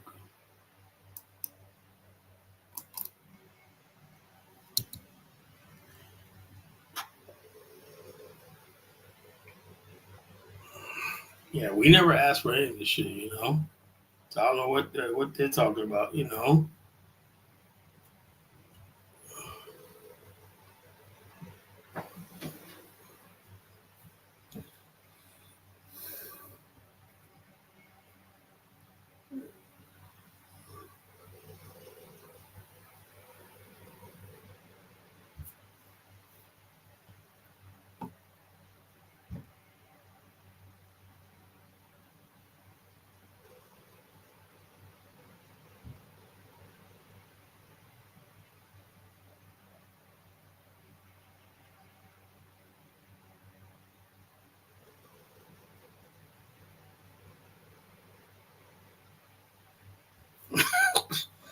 Okay, here's Princess. All right, Princess, what's on your mind? Man, what y'all saying is only like half truths, man, for like the last hour, man. What? But what's up to the panel? The fact He's that traumatized. you guys is saying. You said what? You listening? No, I'm saying you basically implying that hip hop is systematic partially, yeah, but a lot of the black community kind of enabled it and protected it. Even like I think Common, he took a shot at the West Coast. A lot of people back the West Coast, the Ice Cube and all these other guys. When he took the shot at them, when he said that they was killing hip hop. When Nas said they was killing hip hop, same thing. So it's a pattern of you guys going against the positivity to enable those people that's kind of preaching damnation. First of all, who's going against the positivity? You know, we don't control what goes into rotation. We don't control what gets. Bro, hold on. Even currently, there's an anti-Pan-Africanist movement. You guys are going along with it. There's an anti-church movement. You guys are going along with it. There's an anti-leader movement. Y'all going against it. I mean, going along with it. Hold on. What do you define as Pan-Africanism, and what is anti-Pan-Africanism out there that I should know about? Yeah, but no. Pan-Africanism is simply black people working together, cross-cultural, on simple things. Like the American variation of Pan-Africanism is like on some flat blackness, and most of the black world doesn't believe in that. So when you encounter that's why I was saying Afrodamus had his point earlier, but you say no, he don't. But the reality is most of the world don't believe. They believe in a simple, okay, you're Jamaican, I'm Haitian, we're both descended from Africa, let's network, let's do this, let's do concerts together, whatever. Also business stuff. I mean, you guys wanted like a flat blackness, so you guys believe that Pan-Africanism don't exist because it's not a flat. First of all, it's like this is what it is. This is the problem, right? In a nutshell. I hope you listen to this very carefully, right? When we say flat blackness, what we're talking about is as it relates to white people. In other words, basically, we understood because of what we went through in this country, right? And just a couple of months ago, there was a Jamaican guy who went camping with some white guys and was killed. You know, we're like, what the fuck are you doing? We know better not to do that, right? And you got freaking a Nigerian guy talking about he don't like black women. I remember a couple of years ago, and his girl killed him, whatever, in Florida, shot him and killed him, whatever, some Nigerian stupid. Yeah, I remember that. So we're saying like this, we have certain codes that we do as Black America, you know? And so therefore, when you come to this country, right, like back in the days, Harry Belafonte is from where? The islands, right? Sidney Poitier is from the islands, but they played African-American roles. They understood that in this society, in this civilization, the black-white dynamic, right, is everyone's part of it, and whether you like it or not. What happens is like immigrants, they're like, no, I'm not black. I'm a friggin' Haitian, and I don't see color, and I don't see race. That's the problem, you know? That's what people are talking about. And we're saying past generations have always been like, you know, when you come to this country, whether you like it or not, whatever like that, you know, the racial dynamic, because you know why? Because back in those days, if you went into the wrong neighborhood, the wrong community, or the wrong thing, you could be killed, you know? And many immigrants from the islands or whatever like that were killed in America, you know, lynched, you know? I remember a couple of years ago, there was a guy that they stuck a thing up his ass. I'm in Louima, a Haitian, you know? They stuck a thing up his ass, racial thing in New York City, you know? And so what I'm saying is this, so the Haitian community didn't rally against that. It was Black America said, look, we saw a fellow. Whoa. That's not true. The Haitian community did rally against that. The same way there was a riot in Crown Heights in the 1990s. Right? You know that, right? You guys refuse to call it racism, you know? You know, that's not true. You guys, because it was you guys will like that, but the bottom line is it was true. Oh yeah. Go ahead, Marcus. No, I'm listening. I want to hear Chew, because Chew been talking about the I'm listening. But what you about to say? Go ahead, Chew, Cole. Yeah, I want to hear this. No, go ahead. I don't want to disturb Princip. You were saying something about the Haitian man, what they did to him. They stuck a basically they was doing some investigation, and they used to do like how do you call it when they try to interrogate people, so they would beat you up, stuff like that, sodomite. They used to do a lot of wild stuff in the 90s in New York. So they did that to a guy named, I think Adewale Louima. I know it's his cousin. I met his cousin before. My mother knows his cousin. Louima. Yeah, Louima, something like that. But yeah, that's what happened. He tried to make it seem like they just stick something up. No, they accused him of a crime, and they was basically trying to force the confession out of him. So they was like doing wild shit. They used to do that back in the days in New York. The fact that they did something like that, we were just like basically what we do when we see stuff like that, we'll link it to a history. You guys basically would just make it seem like it was an isolated incident. That's what pissed us off. You guys make it seem like it was just an isolated incident. This cop should be reprimanded, but has no bearing on the NYPD and all this kind of stupid stuff y'all always say, you know? And we're like, no, that was basically because he was black, you know what I'm saying? I remember one time there was a Haitian guy that was shot in New York City. It was back in the 80s, right? The police came by, and the people in the police came by and said, nigga, take your black ass back to Haiti while you lay there dying. You know, I was like, wow.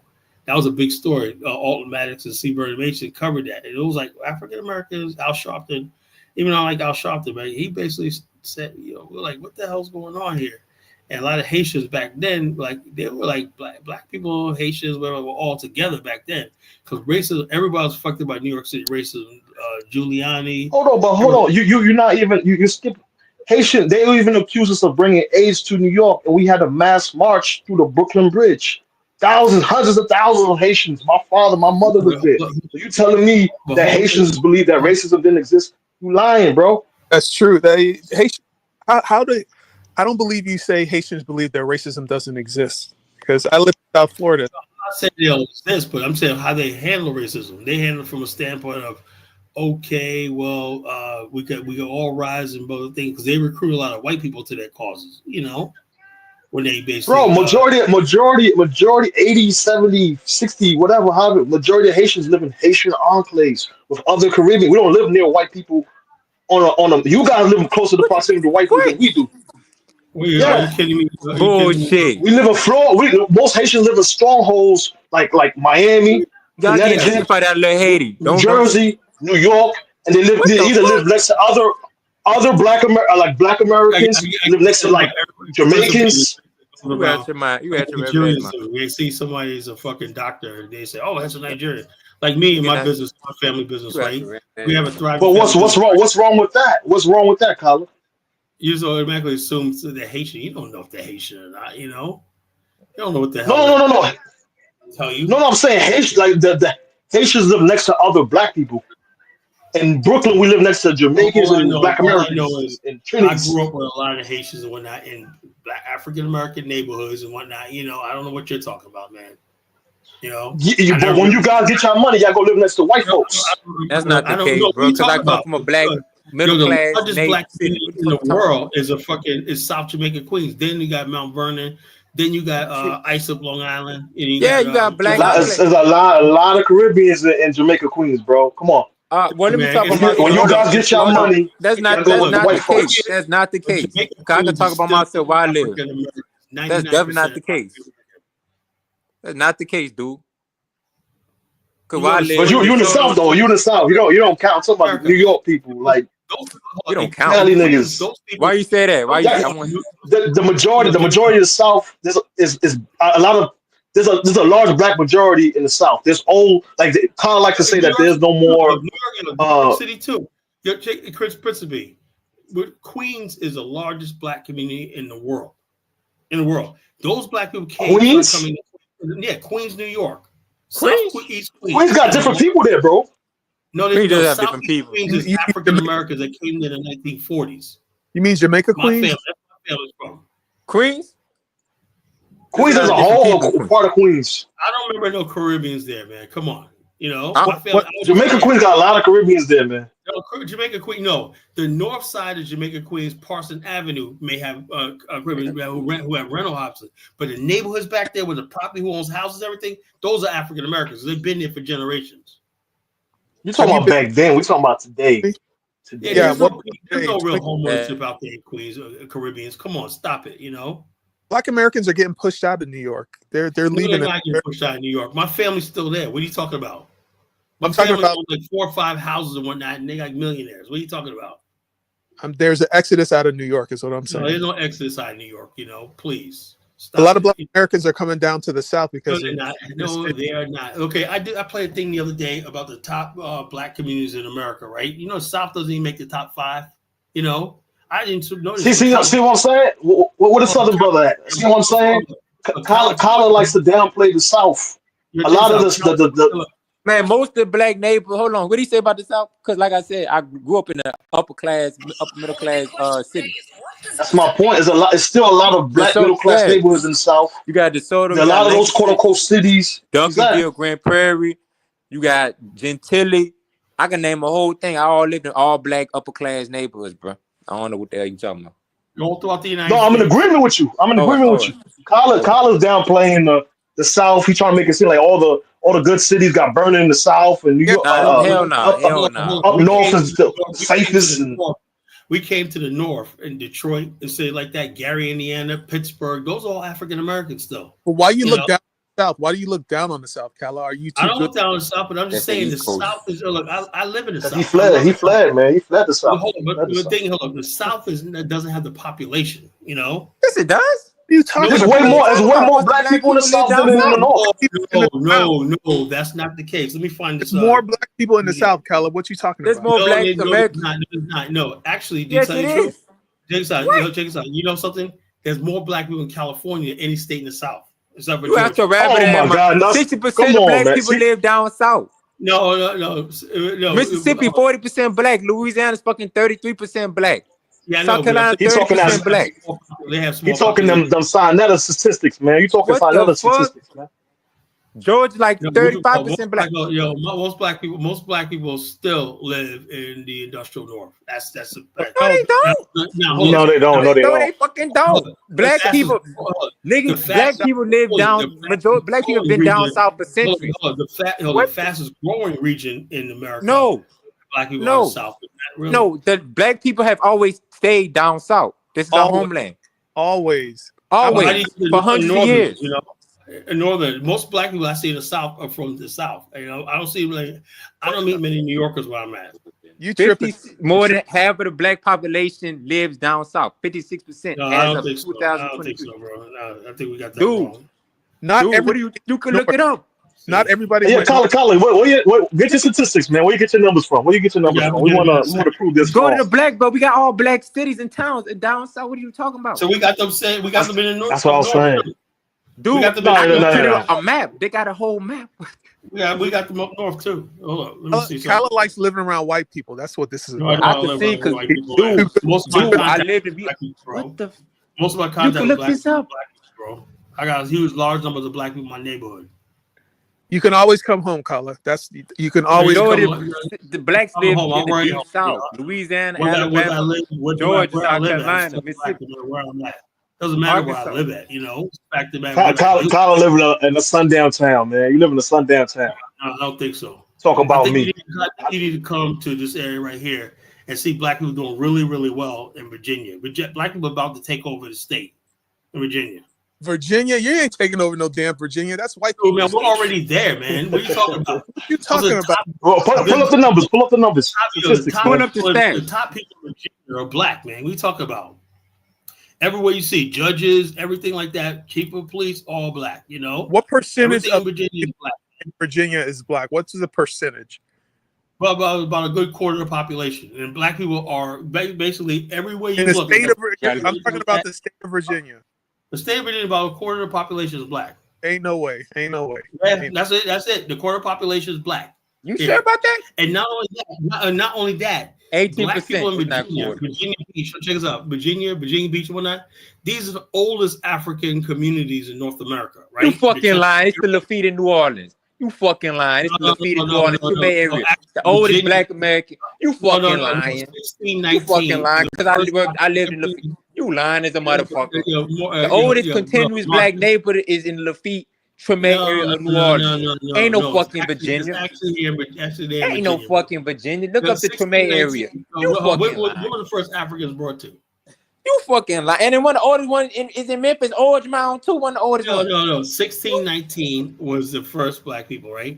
And you come to Virginia Beach, there are communities like called Blackwater, Pungo. The oldest continuous black neighborhood in the country old communities here is in Virginia. the Treme area. I worked there. I lived there. By Petersburg, Virginia, called, I forgot the name of it, but it was an all black community that's been there for hundreds of years. You got whole black communities that have been there for hundreds of years. Dude, we have the Treme been area there for 400 years, you know? And the other one, oldest black, another one, Easton. One of the oldest one is also Edenville, Florida. You also got the Treme area I too. know about Edenville, but that was only established as a incorporated in the 1950s. We got the Treme area too. It was and now that Edenville poor has a population problem. Like half the population is poor on welfare and that, and it basically has to rely on the surrounding area for its infrastructure. That's a beautiful area, but they have no money. You know, they have no tax base. Fucking line. Tyler, let me ask Treme, you, New Orleans, the Treme area is the oldest black neighborhood in Edenville, Florida neighborhood in the has a serious problem, but economic problem, bro. You know. but Kyla, let me ask you a question. Do you think that New York blacks are smarter than Southern blacks? Or they're not. Blacks They're hicks? not. Well, what are your opinions about black? I'm sorry, they're not. Keep it real. Keep it real. Look. I don't go by region. I go by what I see people do. You know, there's black people that's stupid in New York. There's black people that's stupid in the South. You know, bottom line is, so I don't really go by region. You know. So are Southern blacks country? No, not really. Not really. Look, you got places like in the South called Chapel Hill, which is a black community, really nice black community, Durham, Norfolk Land. That's black. That's in the South, you know. But mine eat my whole you got nice black communities in the South. But I'm saying is, as far as like the numbers, right? The numbers, right? You go to Queens, Long Island, whatnot. You talking about millions of people, you know, in a densely populated area. In the South, we talk about hundreds of thousands of people at most and whatnot, you know. Are you crazy? New York, you're talking. But Kyla, you're talking about the city, though. If you go to New York City, New York State as a whole is 18 million people. Out of that 18 million, how many people do you think are black? Black American at that. Yeah, mostly black American, bro. You, man. So tell me, I pushed out in the 90s. Tell me, I got family in Rochester, Buffalo, and everything like that. I'm talking about New York City. How'd they get there? You know, even New York City. You know, even New York City. It's not freaking. Why you guys making it? And not only that, when you do have Caribbeans, they assimilated with the black community in New York. My uncle, I heard it was opposite. My uncle Junior is Jamaican. You know, so it's not like, you know, it's you guys put this us versus them. So most black people back in the days came to New York and they went into the black community. My uncle Junior married my aunt Linda. You know, he's Jamaican. You know, his kids are half Jamaican. You know. There ain't no big deal about where they're from. You guys come over here with this stupid nonsense. You guys. That's white people. What are you talking about, Kyla? What are you talking about? Who's you guys? You newly come immigrants, which are pain in the neck. You know, you newly come immigrants. How do we? First off, most of us live next to you. You hear how I speak. You hear how Chuku speak. We are indistinguishable from an African American. It's you and your FBA types who want to make it seem like, we don't assimilate. It's fictional. That's a fictional argument. I know the fact that Chuku's half African American. How is he non-assimilated? I said no. I am not Jamaican. My uncle is Jamaican. My uncle Junior, who I love very much.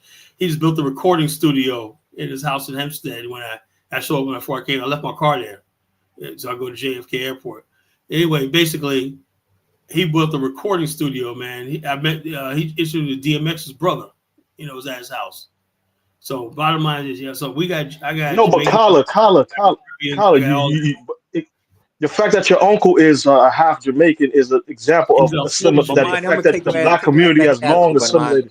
But the bottom line is, he came to America not trying to be a Jamaican. He came here and joined the black community. So what, you want him not to be a Jamaican? What? I don't even get the logic. So it doesn't even make sense. All right, now here's the thing. I'm gonna see if I can play this video. All right, let me see if I can find this video. I'm gonna share this video. Kyla, what is your definition of a fully assimilated foreign black In other Or are we words, supposed to abandon our culture totally, not speak our language, not call Kodak ourselves Black. Haitian and Jamaican? Kodak Black. Hold up. When I see Pop you, Smoke. hold on. When I see Biggie. you people basically come You in here, people. you be the only spot in the spectrum of white people and whatnot. What do you kissing mean, you people, Kala? that- You immigrants. When I see you guys sucking, Yeah, up yeah, but what do you define as full assimilation in your mind? What's your ideal? You're black. You just basically Trina. say you're black. You know, you're black. Like Brother Bomani. Busta He Rhymes. says I'm black. Bomani says I'm black. You know, So if Chuku starts speaking Igbo, does that rub you the wrong way? I would say we can speak whatever we want. The They can bottom line speak- is, but Chuko what speak- Chuko, my problem with Chuko is he doesn't put anything in private. I spread it down tonight. I call white people responsible for all the shit. All the shit that he complains about in Black America, I put it at the feet of white people. I put it like that. Why is that? Why is that? It's the Why do you truth. do that? It is the truth. It's not true. You have a lot of power, and you guys reject your power. It is You the have truth. thousands. Hold up. Do you understand how we came to New York in the first place, fool? You know, we came there because we were terrorized and destroyed. We lost all our lands. We lost 50 million acres of land in the South, you know, after the Civil War. To like they waged a 100-year war against us. We're not. So you gonna tell me it's not their fault? You know, To a degree, yes, but I'm saying you guys have more power today than you had 50 years ago. You know, look, you know, Yes, we we have do. power. You know, we power when we have a fucking government and we have a banking system, we have military, and we have fucking weapons. We can kill these motherfuckers when we want to. You know, they go to war with us. We don't have that. You know, so please don't tell me about what power We don't have nah. Like we do said, the 90s and the 80s we had more power. Hell nah, it's too That's diluted. not true. That's not true. They have more thousandaires, millionaires, billionaires today. That They don't have mean more shit. doctors, That don't more mean nothing. lawyers. That That don't Even- mean shit. You have a community. That You have a community. don't mean nothing, man. You know, Even the no, but you have more tools to fix your own home. You have more tools to create your own Do we move like a unit? enclaves. Hold up. What we need is hold up. What we need, hold up. The tool we need is to get away from these fucking devils. You know, once and for Get all. away. You live in the richest country in the world, Kala. Look, I don't give a damn if it's a Brazilian country, right? I want the bottom line. The Dude, why only are you not in Africa? free is a fucking get away from these people, because the bottom line, they're never gonna let you get to a certain point. Like I said earlier, 90% of us work for them. I work for myself. Me and Bomani work for ourselves, right? Which we call 90% of us, right, are dependent on them for police.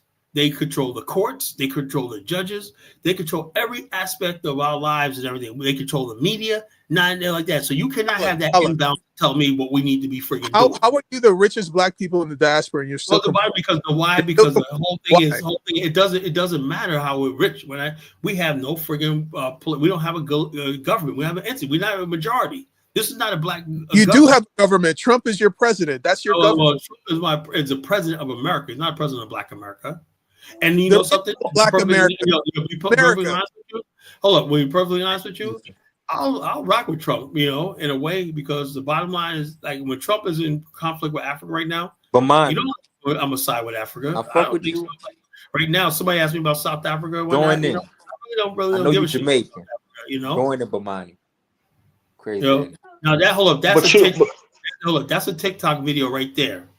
You can click on it, and if you can click on it, I don't know if it'll work or not, but because I can't get my TikTok to work on my computer, I'm gonna try. But that shows you all the blacks by. Don't look crazy. Don't look nasty. Can you guys click on it? You smell that shit? The order strong. That's the end. Hello. Yeah. That TikTok is basically all the blacks by state. You know. We're talking about per capita though. What are you talking about? 56. No, that's state. We're talking about regions. 56% of black people live down south. No, it don't. Go look at that. Look at that thing. Look at that chart. What are you smoking on? Hey, you can look it up.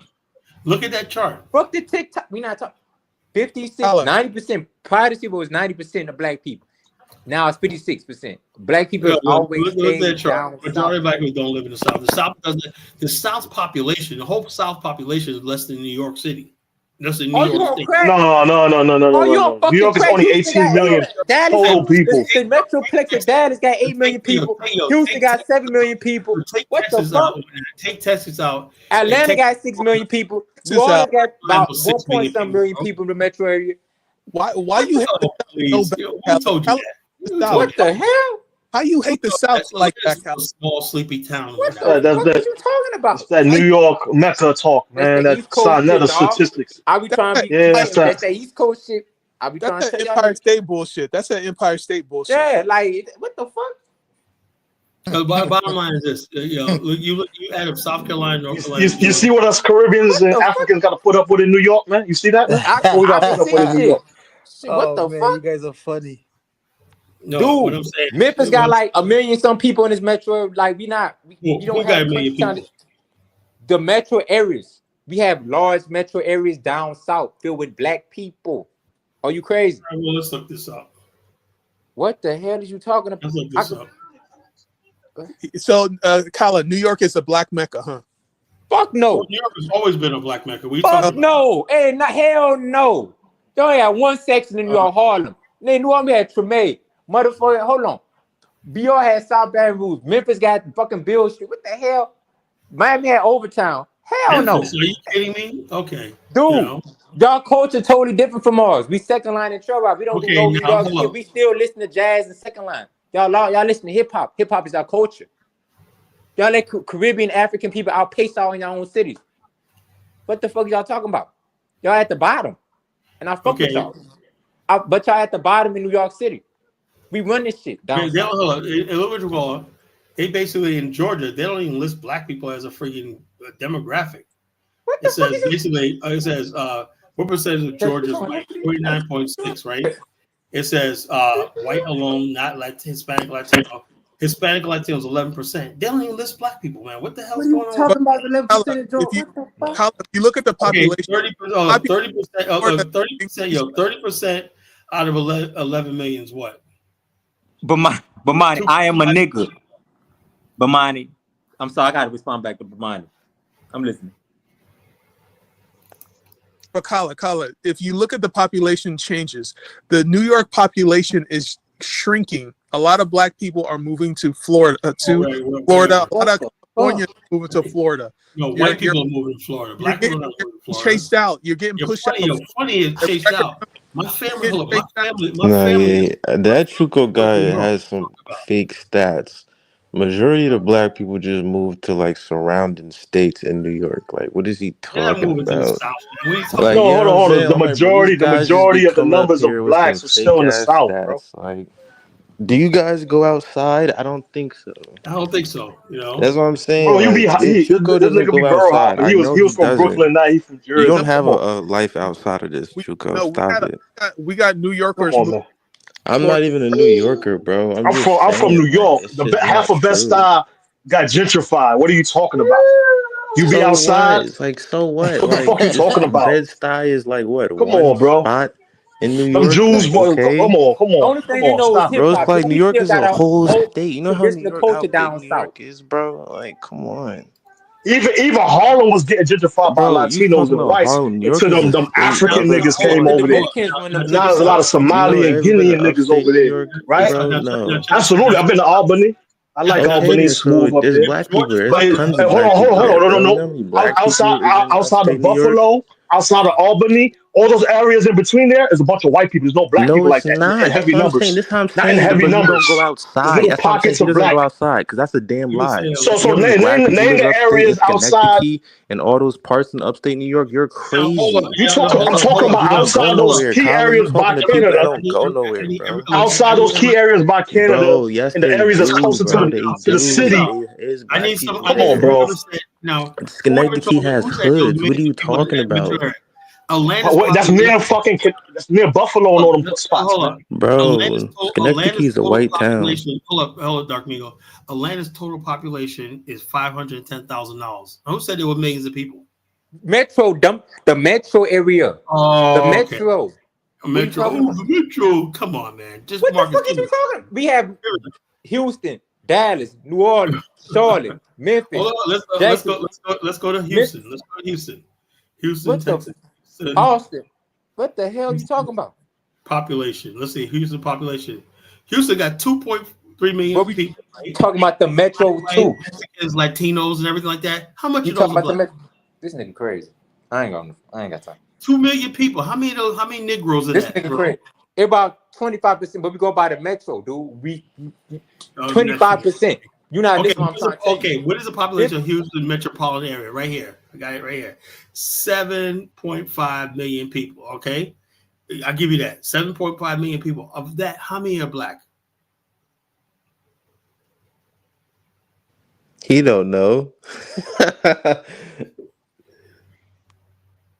So Domingos, out of all New York, what percentage? I never What said percentage Albany, of New New York York, is bro. black? I One in never four. said One in Albany. No, I four. said I said all upstate New of York. New York. What I percentage? said One- upstate one- New one- York, Give me a bro. number. Give me a number of what you believe is You give me a black. number. I'm not by a computer right now. 4 million, 5 million total. You give me a number. I'm not by a computer right now. I'm not gonna sit I up know. there and I could take bet my some last stats for dollar. you. I could bet my last $5 in my pocket that the South has way more people, Of more course, black of course, people you only than have New York. $5 to bet. They Of do. course. Yeah. I know. Maybe. Houston Atlanta, had a 500 Bet significant me African 100 American and population. I'll It's the think state bill about of it. I'll PlayStation bet you right. 1,000, bro. At the You don't want to do end of the day, that. there's way more. Show There's way some more money black on the people in the camera and I'll South, believe bro. you. There's way more black people in the South. I've been to the South. Maybe you never been to the South. There's Okay. black on black. The Listen, moment you even step if off there in was more Atlanta, black bro. people in the South, are they educated like that? I don't think it even matters. Whoa, they actually have black universities in the South. There's Yeah, I know, most of but the like you should educated go look. people went through the You black should go university. look at like, bro. Okay. You We should went go to look at Xavier. the state's test scores, bro, and their schools rankings and shit like that. Like the South be ranked like 30, bro. Like you feel me? In education and shit like that. So what are you talking about? What are you talking about? What the fuck are you You talking about? can look that up. Go ahead. Go New York look up State got the best Texas What are you talking education Bro, about? ranks. Go ahead. hold on. There's reading issues in New York and Philadelphia where In children Nah. are struggling to read. Schools are getting shut down in Compared to the Philadelphia. South, bro, And you let's talking not about the do that. South. Go ahead. New Like York what? State got the best educational system in the world. Who the fuck? Man, Schools are y'all getting shut down in get ran by Baltimore, the and you man. talking about the South. Okay, like I'm sure schools is really getting shut down there. Like them white Y'all get teachers don't ran by even teach y'all Dominicans niggas, and bro. Colombians and Puerto Like Ricans. they don't even Y'all like let them y'all call y'all niggas. niggas. Shut up. Like, Shut the hell up. Y'all motherfuckers. Now the Bronx got a lot of Dominicans and I don't give a fuck. Caribbean. Y'all let them niggas set up shop. We don't let niggas set up shop. We make them Arabs pay draft next door them niggas. We not like y'all. We definitely not like. We but make y'all Where still you broke. That's what where I'm you from? saying. no Like it don't motherfucker. matter, How the fuck we broke? We got black upper class neighborhoods and bro. cities Look in the at south. minimum wage. That should be like $7. Yeah, but upper class in the This deep nigga south is stupid. not really saying much, man. Come on. This nigga. Hold on, there's And there's y'all more rent be black like ownership in the South. $50. More black ownership in the South. Yeah, that's not really Okay, saying much. because they had their deeds and shit like that. Like that's cool. They could have that, but like their land, some of their land and some of their houses be BS.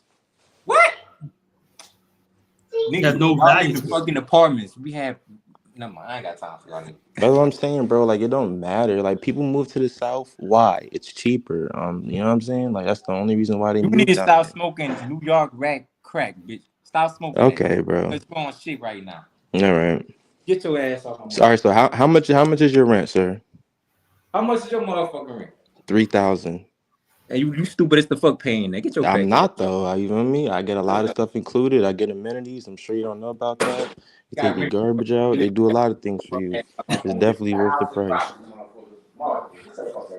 You can No, get you could have however took many that money. units. Hold on. You could have took that money and bought a house in the South, man.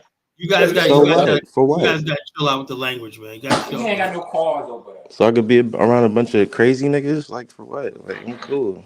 Bro, you like Kyle, like I said earlier, man. Black people are better positioned today than they were 50 years ago. Afghanistan could be spoken about today because there's more ownership, there's more doctors, there's more lawyers. Let me say this, right, Person P. Now you say black people are better off. We know that, right? But it ain't because America's a just country, because we basically fought for it. You know, ain't nobody white people. You make it seem like, oh, we made some progress because of, like Truco thinks is the mercy of white people is to suddenly open their heart out to us and say, But mine eat my whole dick. no, you can't, no, bro, you can't have that shit. Yeah, you get a college his thing struck, bro. Can't have that shit, man. I can't have that. So I can't have that. Can't have that talk on the show. Yeah, he bugging out. We don't talk about eating dicks on the show. You know, can't talk about eating dicks, man. You know, you can't do that. Oh man, Where'd Chupo go? that shit was too wild, man.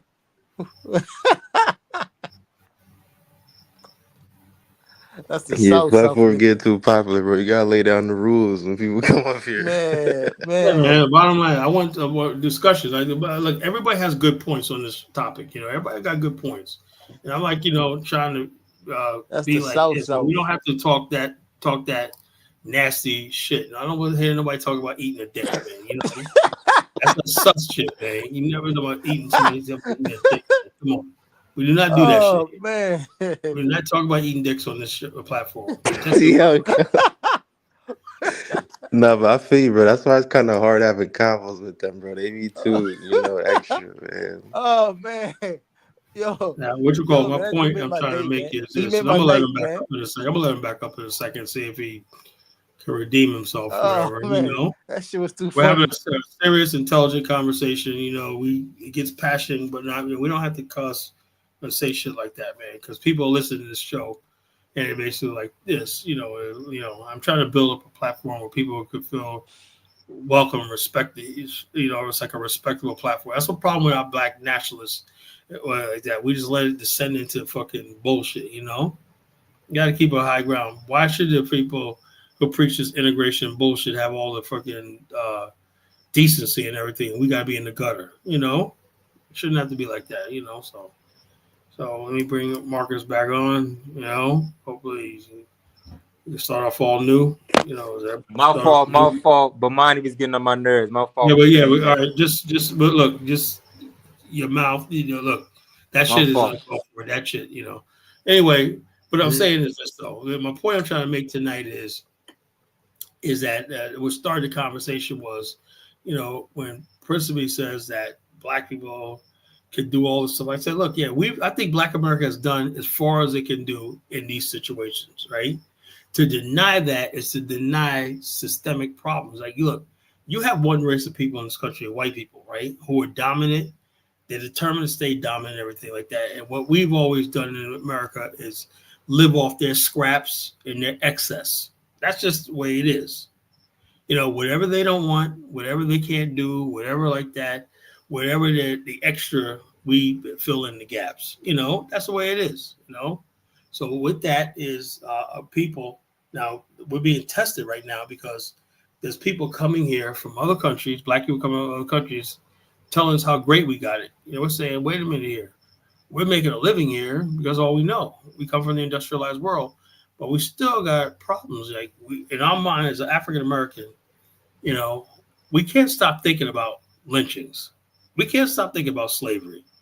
We can't just forgive and just go on like that. If I was a black immigrant, I would think America's heaven. Why? Because this country you don't have a history with this country. It's just like me. If I went to South Africa right now and say, you know something, I want to be a part of South Africa. Then I link up with white South Africans and everything like that, and I listen to their narrative, their side of the story, that the black South Africans are this or whatever. But I know, even though blacks run the government, even though blacks are the majority, there's systemic things that are problem. That's why black people are not ahead as white South Africans, because of what happened in the past. That's very relevant. So me, I understand that, and I'll be sensitive to that if I went to South Africa, you know, not to engage in conversations like, why don't y'all do this? Why don't you do that? Same consideration should be given to Black America, right? But people come over here telling us what we should be doing when you don't put it in proper context. You don't understand this culture, you know, in the country. You know, if I go to a country when I'm going to understand, like me, I'm in Liberia right now. We're going to judge Liberians by what they don't have, whatever like that, because I understand what happened in their past. I understand the history of this country. I understand there was a coup in 1980 and everything went left, you know. So therefore, I'm not going to sit here and hold them and judge them and like this.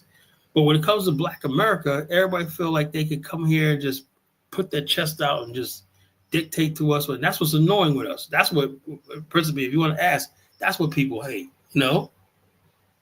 We put our stuff in. And also, but color. Even in South Africa, Nigerians are showing South Africans the opportunity. The Somalians, the Ethiopians, First of all, Nigerians don't have to bear the brunt of holding a community together and stuff like that. They just come and take opportunity. They just come and take opportunity. It's easy if you're an immigrant. You just come and get the goodies. But you got Black South Africans who basically got to take care of they're responsible for keeping their families and everything together. They can't just move anywhere. There might be opportunity in Cape Town, but you might live in Soweto. But the Nigerians just go where the opportunity is at. That's what the advantage for an immigrant when you're not rooted in a country. You just go right where the opportunity is at. Everybody can't just get up and go down to the Cape Town. He got to stay in Soweto. That's where he lives. That's where his family lives. So you guys don't even put the thing. That's why all this tension between Black people is. Because people try to come into somebody else's country and say, you know something, I came on a different program. If I came to South Africa and I got a good job, whatever like that, I am not going to say, because I understand that. But the problem with you people is this. You want to talk Pan-Africanism and you don't even put shit in a proper context. But yet you want everybody to put why Haiti's fucked up, why Nigeria's fucked up. Oh, you got to understand, Kala, it's the government, Kala. And you got to understand the CIA, Kala, blah, blah, blah, blah, blah. But when it comes to like us and the South Africans, you say, because these countries are rich, you figure, oh, you should have all this opportunity. I can't basically move to Utah, right? Like that. Most likely can't get up and go to Wyoming. We can't move to Seattle. We can't move to parts of California. We can't move parts of New York. So we're only concentrated in 10 states in this country. We live near each other in concentrations. The jobs and opportunity got to come to us. And that's what the problem is.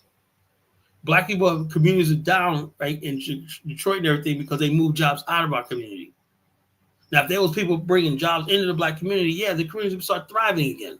But it's not like that, But you guys don't understand. Well, but Colin, would you like that if there was a bunch of Gambians, Nigerians, Ethiopians buying up property? Would you see that as competition, or would you be something? I don't see them buying up property. What's buying up property if you can't do nothing with it? Where are you gonna get the money to buy property? Where these people gonna get money to buy properties? With the Gambian Delassier, what that one Delassier, 1 million Delassier equals 2 cents in America. Where the fuck are you gonna get the money from? Let's be realistic. You guys have all these big expectations and shit like that. You guys come from the poorest regions of the world. Talk about what you're gonna buy. Right. Right now, Senegal and Mauritania have an oil deal going on. If these guys was to come over and invest, would you be in conflict with that? Every time I hear an African tell me about some mineral they got, some oil they got, man, I really want to fucking throw up. I'm sick of hearing about Senegal, man. I'm sick of hearing about friggin' what you got. Yeah, Dude, exactly. take that money and develop Senegal. What part of that don't you understand? We don't care what you guys do when you come here because you don't benefit yourselves and you don't benefit us. So yeah, I'd rather much rather see you take that money and develop Senegal. And it's not even that. It's not even that, man. Senegal, it's like economy. It's like attached to France. So I don't know why people keep talking about Senegal is doing good or Senegal is like, oh, this and that. And that president, he's a puppet, man. Like whatever the fuck you want to call him. Fuck him. He came there talking all nice.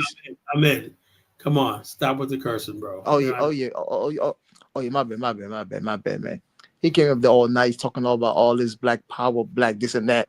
But then he stuck with the same system. With the same system that France controls 100%. That's your look. To be honest with you, man, that is just reality. That is just freaking reality in Africa. The white man built the infrastructure. You're tethered to the French system and everything logistically and everything. Everything comes from France. The money, everything comes from it. The knowledge, everything comes from French. Everything you learn is in French. Basically is an extension of France. That's just reality. That's exactly what it is. That's exactly what it is. That's exactly what it is. Hold on. That's exactly what it is. I basically understand that, right? That's why I understand I understand what Africans are capable of and what they can do, what they can do. I don't have this. I don't. The difference between you guys and me is I don't go judging people for what they don't do, what they can't do. I understand that that Troy took a really big chance. He put his life on the line for what he's trying to do. But the bottom line is this: when you keep doing stuff like that, you risk all out everything you've built going up in flames with a coup. When a military coup takes over or the country sends into chaos, anarchy, forget investment, forget everything you work for. Forget tourism, forget also. There's a lot at stake. When shit breaks down. But please, man. Man, people need to stop comparing Senegal, man. Come on, man. People need nobody. to stop. Hold on. It was an stop, example. Man. I don't. Stop, you say Sonko is a sellout? Sonko is a sellout? Yes. So who bro? Your definition of what is like I guess some of you guys got the super militant mentality, which is it doesn't have results. What is the difference between what he's doing and what the AES I is said this doing? before. Right? In West Africa, right? If West Africa wants to get itself and become like what it's supposed to be, right? We have to get rid of France. France is number one. We have to get rid of France. Is not. Let me tell you something, Ahmed. You keep saying this, right? Rid of France. You are not getting rid of France. If we don't get rid of France, then West Africa is nothing. Then West Africa is nothing. Maybe it is. Trust me. Ahmed, let me say this. You can continue, right? Hold on. Do you understand the history of West Africa? I mean, do you understand that for hundreds of years, people were uprooted and taken in chains, and the worst system of human degradation happened there? And there's after effects of that is what you see right now. Yeah, France is gonna rule you, man. What you saying is true. This is what happens when you allow slavery and all stuff like that to continue, and all stuff like this. Is what happens, man. Yeah, of course, Africa is cursed in some way. Like when you really think about it, especially slavery, when you actually think about it, Africa is cursed in some way. Most Africans know nothing about slavery. They don't even think the fact that, oh, geez, man, let's start from the beginning, right? How did we get in the situation right there? Most Africans can't tell you. They think, okay, it happened. My problem started in the 1960s. Like we listen to freaking people like Lewis. No, the problem 60s. When I know your problem started 400 years ago. Yeah, of course. When the white man decided to come over there, right? It's deep. But instead of seeing the white man as your enemy, you saw him as a friend and everything, like you do today, right? Yeah, but and all good things come from above, which is Europe. That's near the God to thee and everything like that. And that's what you're paying for. You're paying the residual effects of slavery, mental slavery, and everything like that is what you're paying for, and bad policies and bad governance. Yeah, but Carla, I told you when I started coming to your show, Africans don't know the enemy. I told you that from day one. I told you that, and then I'm a stand. But it doesn't really matter if they know or not. It's like look. If you really believe white people are enemy, why are the average Senegalese, Gabonese, Ivorians, and all these other people? Why are they all France bound? Why are they all got French passports? You always see these people in France. Let me say this. Gabon. Let me say this. Remember Gabon? He's out there sitting with some white folks in the outdoor cafe. They can't get enough of France. You cannot get rid of that institution in just a day or two, or like a year or two. It takes time, Carla.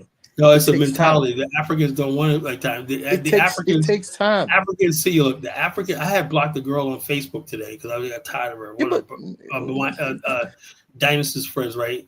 And she kept saying, stay out of Africa, Carl. Sarah didn't talk about disparaging me, my wife in Liberia. Stay out. I said, let me say this, right? Say this.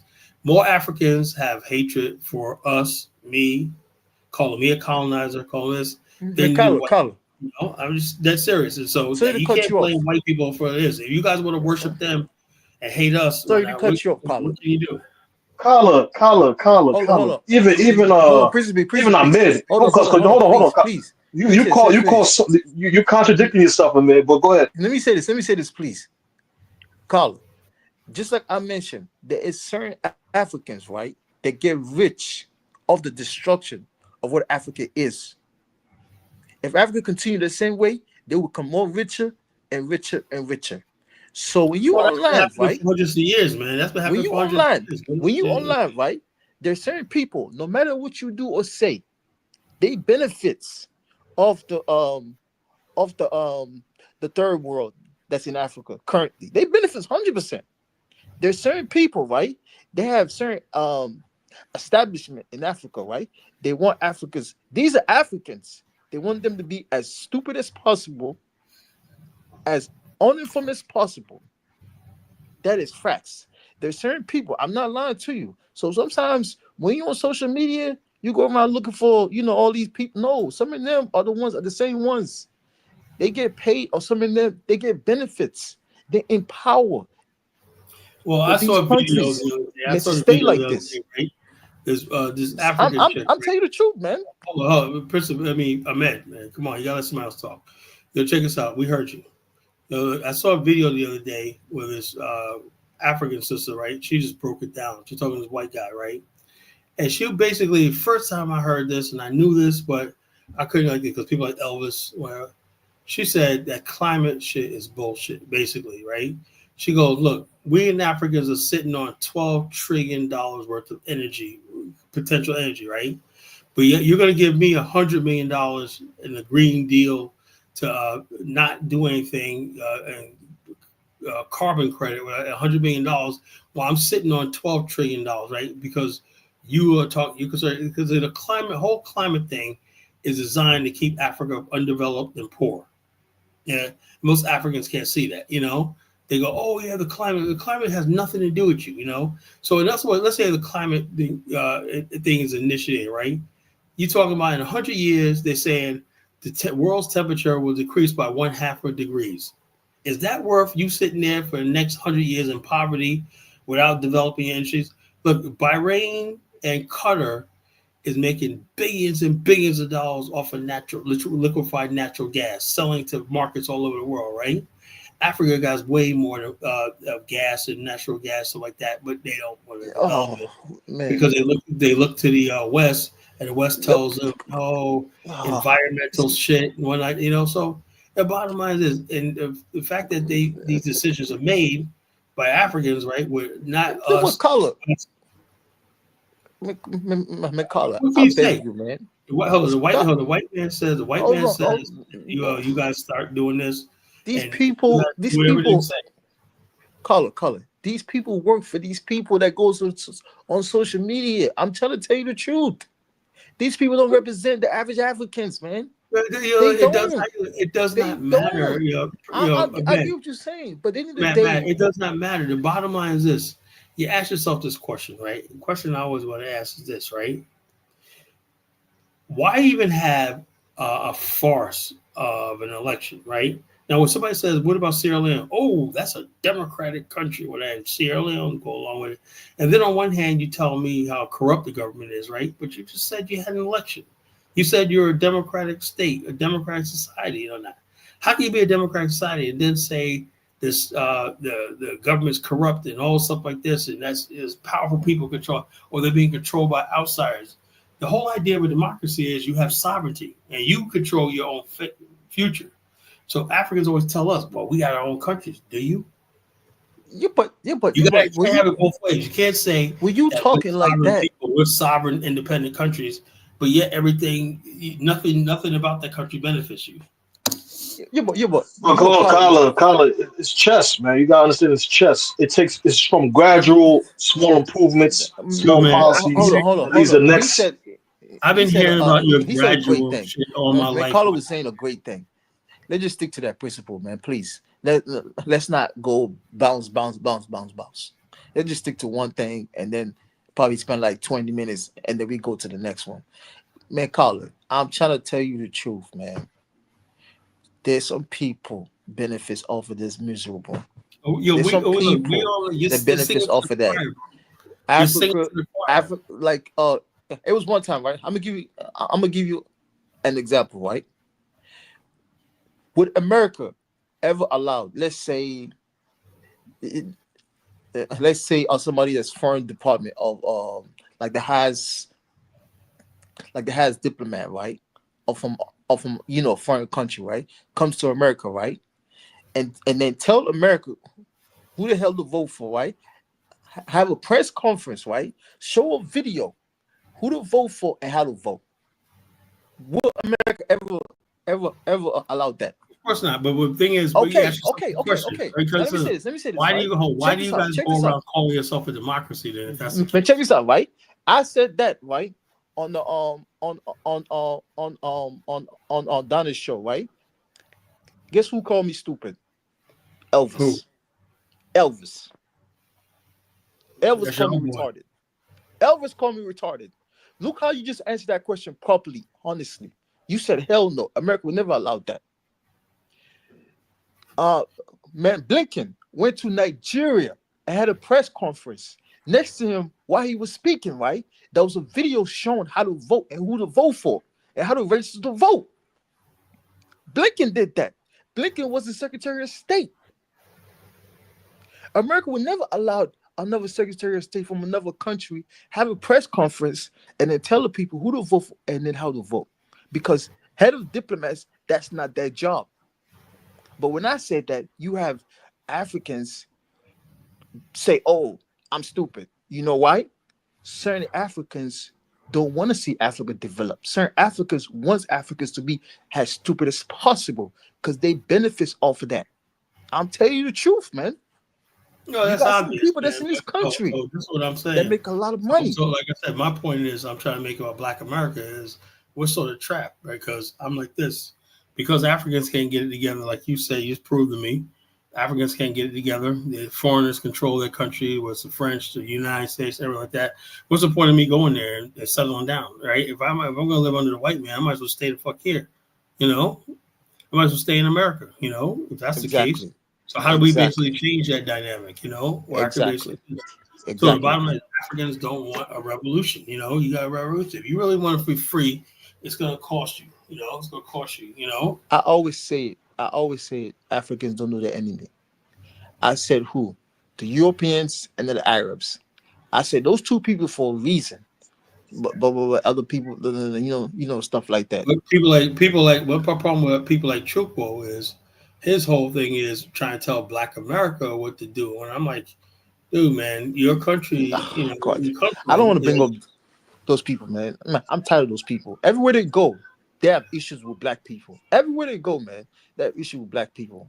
Man, I'm tired of those people, man. Because they believe. Everywhere they go, they have people. White man is God. Everywhere they go, they don't have problem with the white man. He's a They Wizard always of have Oz. issues with Black people. Like and so we try to tell them, look, Black America is doing as far as it can do based on our history in this country. You know, we were subjected for the first 50 years after slavery, 100 years after slavery, to racial violence. They literally waged a freaking full-scale war against Black America. That wasn't just some lynchings and some violence. That was a full-scale war, internal war that was sanctioned by the state. 100%. You know? So they basically impeded us and drove us down to nothing. Generations of Black people grew up in poverty because it was done deliberately, right? That's the truth, right? So yeah, don't 100%. tell me and start pass judgment because you came off the boat and you was in the bed. Like I tell Principe, if you come from an immigrant background and everything like that, you got a little bit of education, everything like that, you're going to have opportunities that the Black people in America have because you can go to the opportunities, right? Black people, we're settled in where we're at. Like if there's nothing coming to Atlanta, Black people ain't gonna get it. Nothing coming to Detroit, Black people ain't gonna get it. If nothing coming to Baltimore, not gonna get it, which nothing ever does, you know? So therefore, you guys have the advantage of, oh, I want to go to Corpus Christi, Texas, whatnot, you know? I want to go to, where's I for dumbass from? Seattle, Washington, you know? Oh, he's from there? Huh? He stay over there? Yeah. They always calling it an all-white community somewhere. But it's not even that, Colin. Judah Empire clown was in Utah, you know. So yeah, you could Empire clown opportunity. But we, Black people, we go places. We got to find our community, our people. We got to be around people. The African immigrant doesn't do that. He can just go around and be the only African. He avoids Black America, and he feels comfortable around all white settings until he gets his wake up call, you know. They be going to places like North Dakota. What the fuck y'all be in North Dakota? They be going to places we never heard of. Montana, North Dakota. You got Africans that go into Idaho, you know, but they're going where there's opportunity. Opportunity at, you know. Remember I told you, man. Do that, you know. We're concentrating about states. Remember, I told you it's like a cake. The person that makes the cake and the person that come eat it, it's not the same. Most Africans just want to get a piece of that cake. Of course, they don't want to make the cake. They don't want to make two different mentalities. Two different mentalities. I can tell you what, we're trying to hold communities together. Two different mentalities. Am I right or am I wrong? Now, yeah, check us out. If Black America became like immigrants, right? You know, millions of us be moving. Like I said, I don't buy this idea that we're all fleeing New York. No, we're not. We're not fleeing New York. Black people are still in New York because that's where our family are, our roots are, and we have many generations. My family's still there. After all these years, you know, before I was born, my family in New York are still there. They have no intention of going no place. They had some people that went to Florida briefly. They came back, you know. Most Black people that go to New York stay there, you know. They stay there, they're gonna die there, you know, because that's where their family is. That's being important. Yeah. If we was like immigrants, we would go fucking to places that we never heard of, right? But you ain't gonna be around your family. So that's why Black America, we already divided in our communities. That's why we have family reunions, because we had to move off to different areas. Locations, everything. We always want to build communities where where many generations of us live in proximity to each other. That's how you create generational wealth. We that businesses, that's stuff. But you can't have business with the people you should be building business with, your cousins, your first cousins, second cousins, and y'all live in like 50 different states. You can't do nothing like that, you know? Carla, you guys claim to have business owners. You got thousandaires. Yeah, we have individuals like me. My business is an individual. I would love to be able to live around my cousins in Long Island, right? And we really be doing big things. Me and my cousins, we try to get together or not, but they're in New York. I'm in Virginia. You see what I'm talking about? And they always tell me, "Watch out, come to New York." No, I don't want to move to New York, right? We're in Virginia. You know, we made a life down here, you know. But they're in New York. Like, "Watch out, come down to Virginia." No. So this is what we're talking about. We're not. Back in the days, Black people, all we wanted to do was we had a lot of land in North Carolina.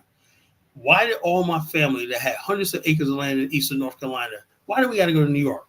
Because of racism, lack of opportunity. We couldn't get bank loans. We couldn't do nothing in the South or not, you know, but just be working for the white man. We had land, but we still got to work for the white man to make money, you know? So all these things that were played on us while we had the friggin' thing.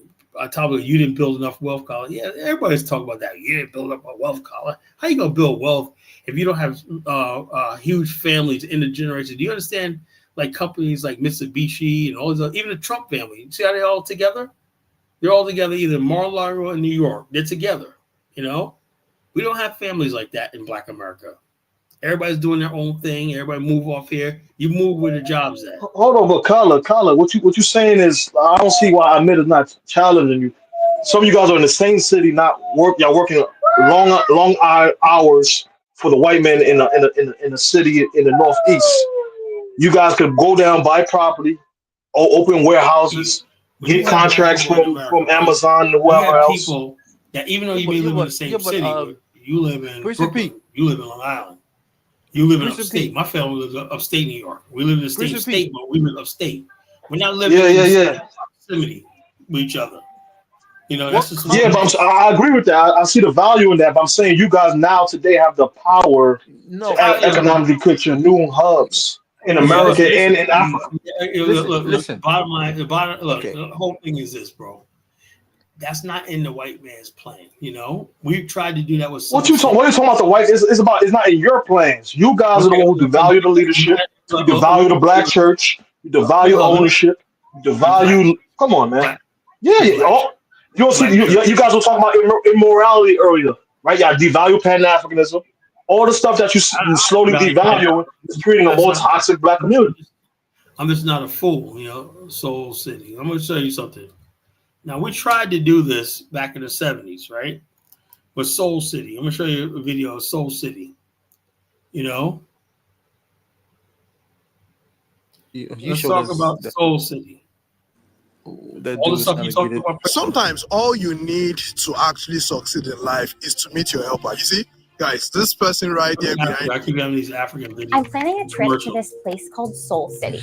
It's a town here at the edge of North Carolina that exists on Google Maps, but is missing on many others. This is a planned community of Back in the African 70s, Americans. this was an ambitious and experimental town.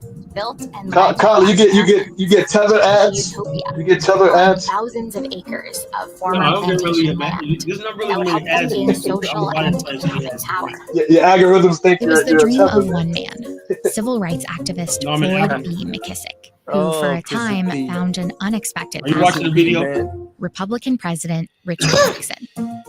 A lot of the town got built, a clinic and an industrial park. People started moving in.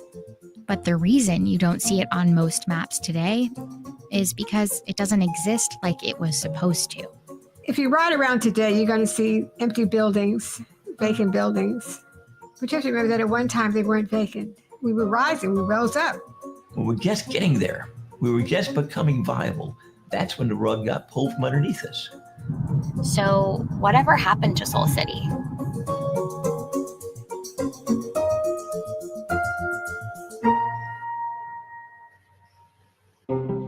Floyd B. McKissick was a prolific civil rights activist. By the 1960s, he was the first Black law student at the University of North Carolina. He was an attorney defending activists arrested at protests. He led one of the most pivotal civil rights organizations in the U.S., and he was also one of the organizers of the iconic 1963 March on Washington.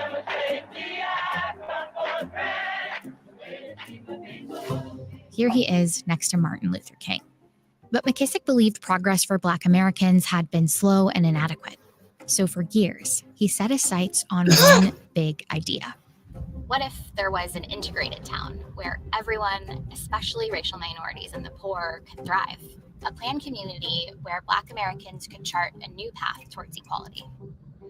He called it Soul City.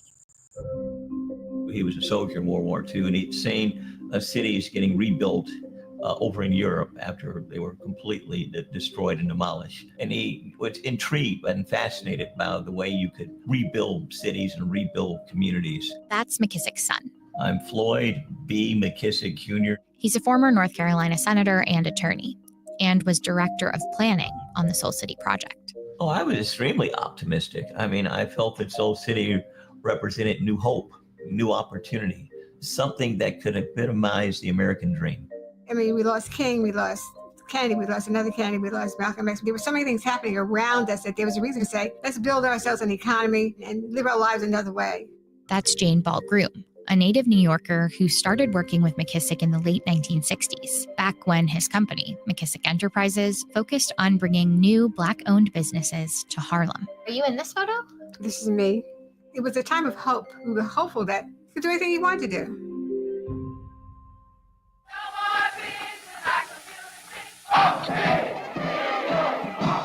Unlike groups like the Black Panther Party, which embraced distinctly socialist values, More power to the people! McKissick embraced the idea of Black capitalism to make his vision of Black power a reality. That if capitalism existed in our country, that African Y'all Americans should just needed to twist be the part of words. that economic mainstream. Sneaky white They folks, deserve man. an opportunity to share Sneaky white in folks. building their communities. How do you you white get folks, money? man. We're not born with it. We can build our own business. Hey, Carly, you caught McKissick's that? plan was for Soul City to foster industry, where the money would flow from businesses to the community.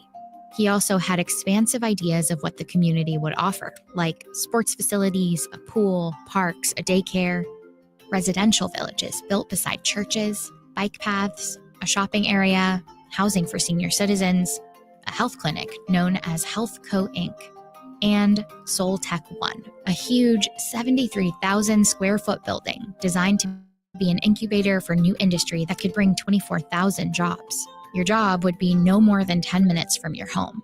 This would be a place where people of all ages, races, and religions work together. A city without prejudice, without poverty. A brand new.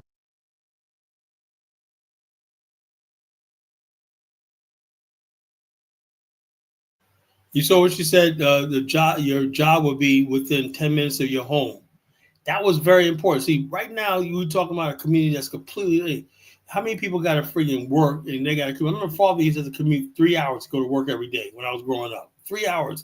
We lived in upstate New York. His job was in Oakland, New Jersey. So he had to commute about 2 hours to work and then 2 hours back, about 4 hours a day in traffic. So this is, like I said, these things right here, you got to understand.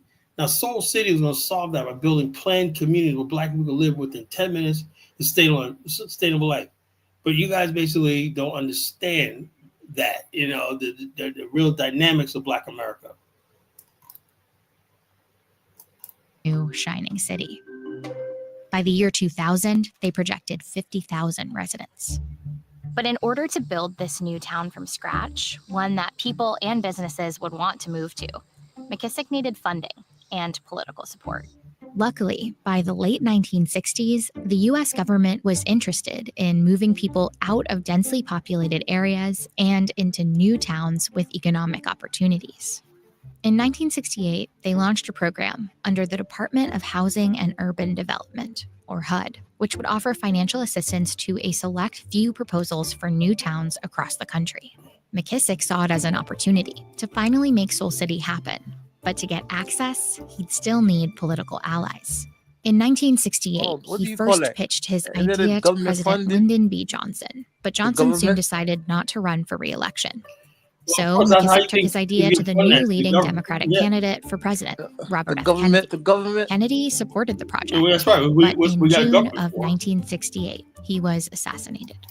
McKissick then made a calculated decision, one that was incredibly rare and controversial for Black activists at the time.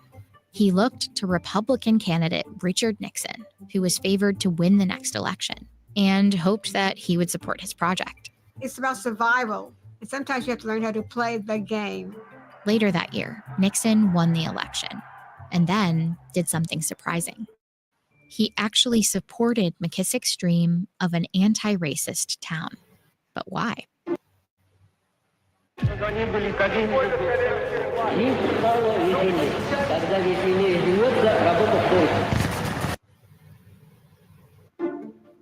Republican Party looked a lot different back then.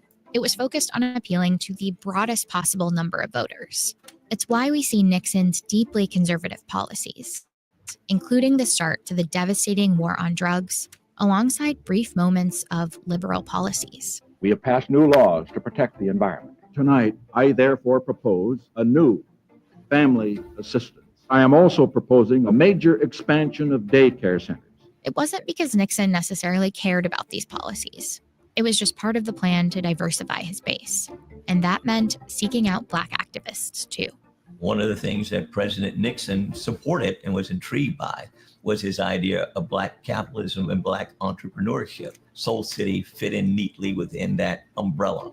In 1969, McKissick Enterprises publicly announced plans for Soul City. The former head of CORE, Floyd McKissick, offered an idea today for creation of a Black-built, Black-owned town. In this new town, persons will be able to control their own destinies. McKissick said he anticipates federal aid in planning and developing the town. In 1971, Soul City submitted a proposal to HUD for funding. Around that time, McKissick officially switched to the Republican Party and became one of the most prominent Black civil rights activists supporting Nixon's re-election. And by July 1972, his alliance with Nixon paid off. Soul City was chosen as one of only 13 proposals for HUD's New Towns program. McKissick Enterprises would receive $14 million in federal funding. It was the first development company led by Black Americans to create a new city with government funding. That didn't go down well with everyone. Soul City had critics. One of them was a newly elected North Carolina senator named Jesse Helms, a deeply conservative Republican and a segregationist with a long record against civil rights. He was opposed to Soul City being a part of the state from the start. He couldn't get in the way of federal support for the project, but he'll come up later in this story.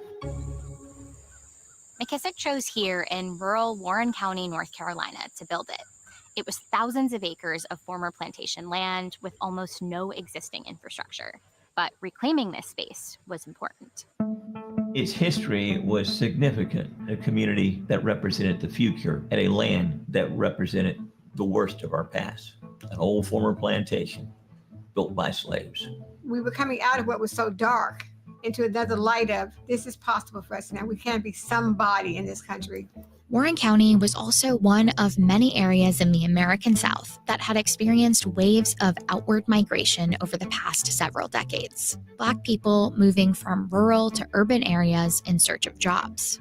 But Soul City was designed to create a reverse migration, moving people back to the South. He said, we need to change the face of the rural South. He needed staff to go south. I said, I'll go. So I talked to my husband and I said, well, I'll go for 2 weeks. Jane was one of the first people to move here, and she never left. I've been in Soul City since January 1970. We had young engineers just getting out of college, architects from all over England, Africa, certain places in the United States. Soul City was at that time literally a university and have to go to town. We were all students. By 1973, McKissick Enterprises finally broke ground. Finally construction. This was what became the Soul City Boulevard.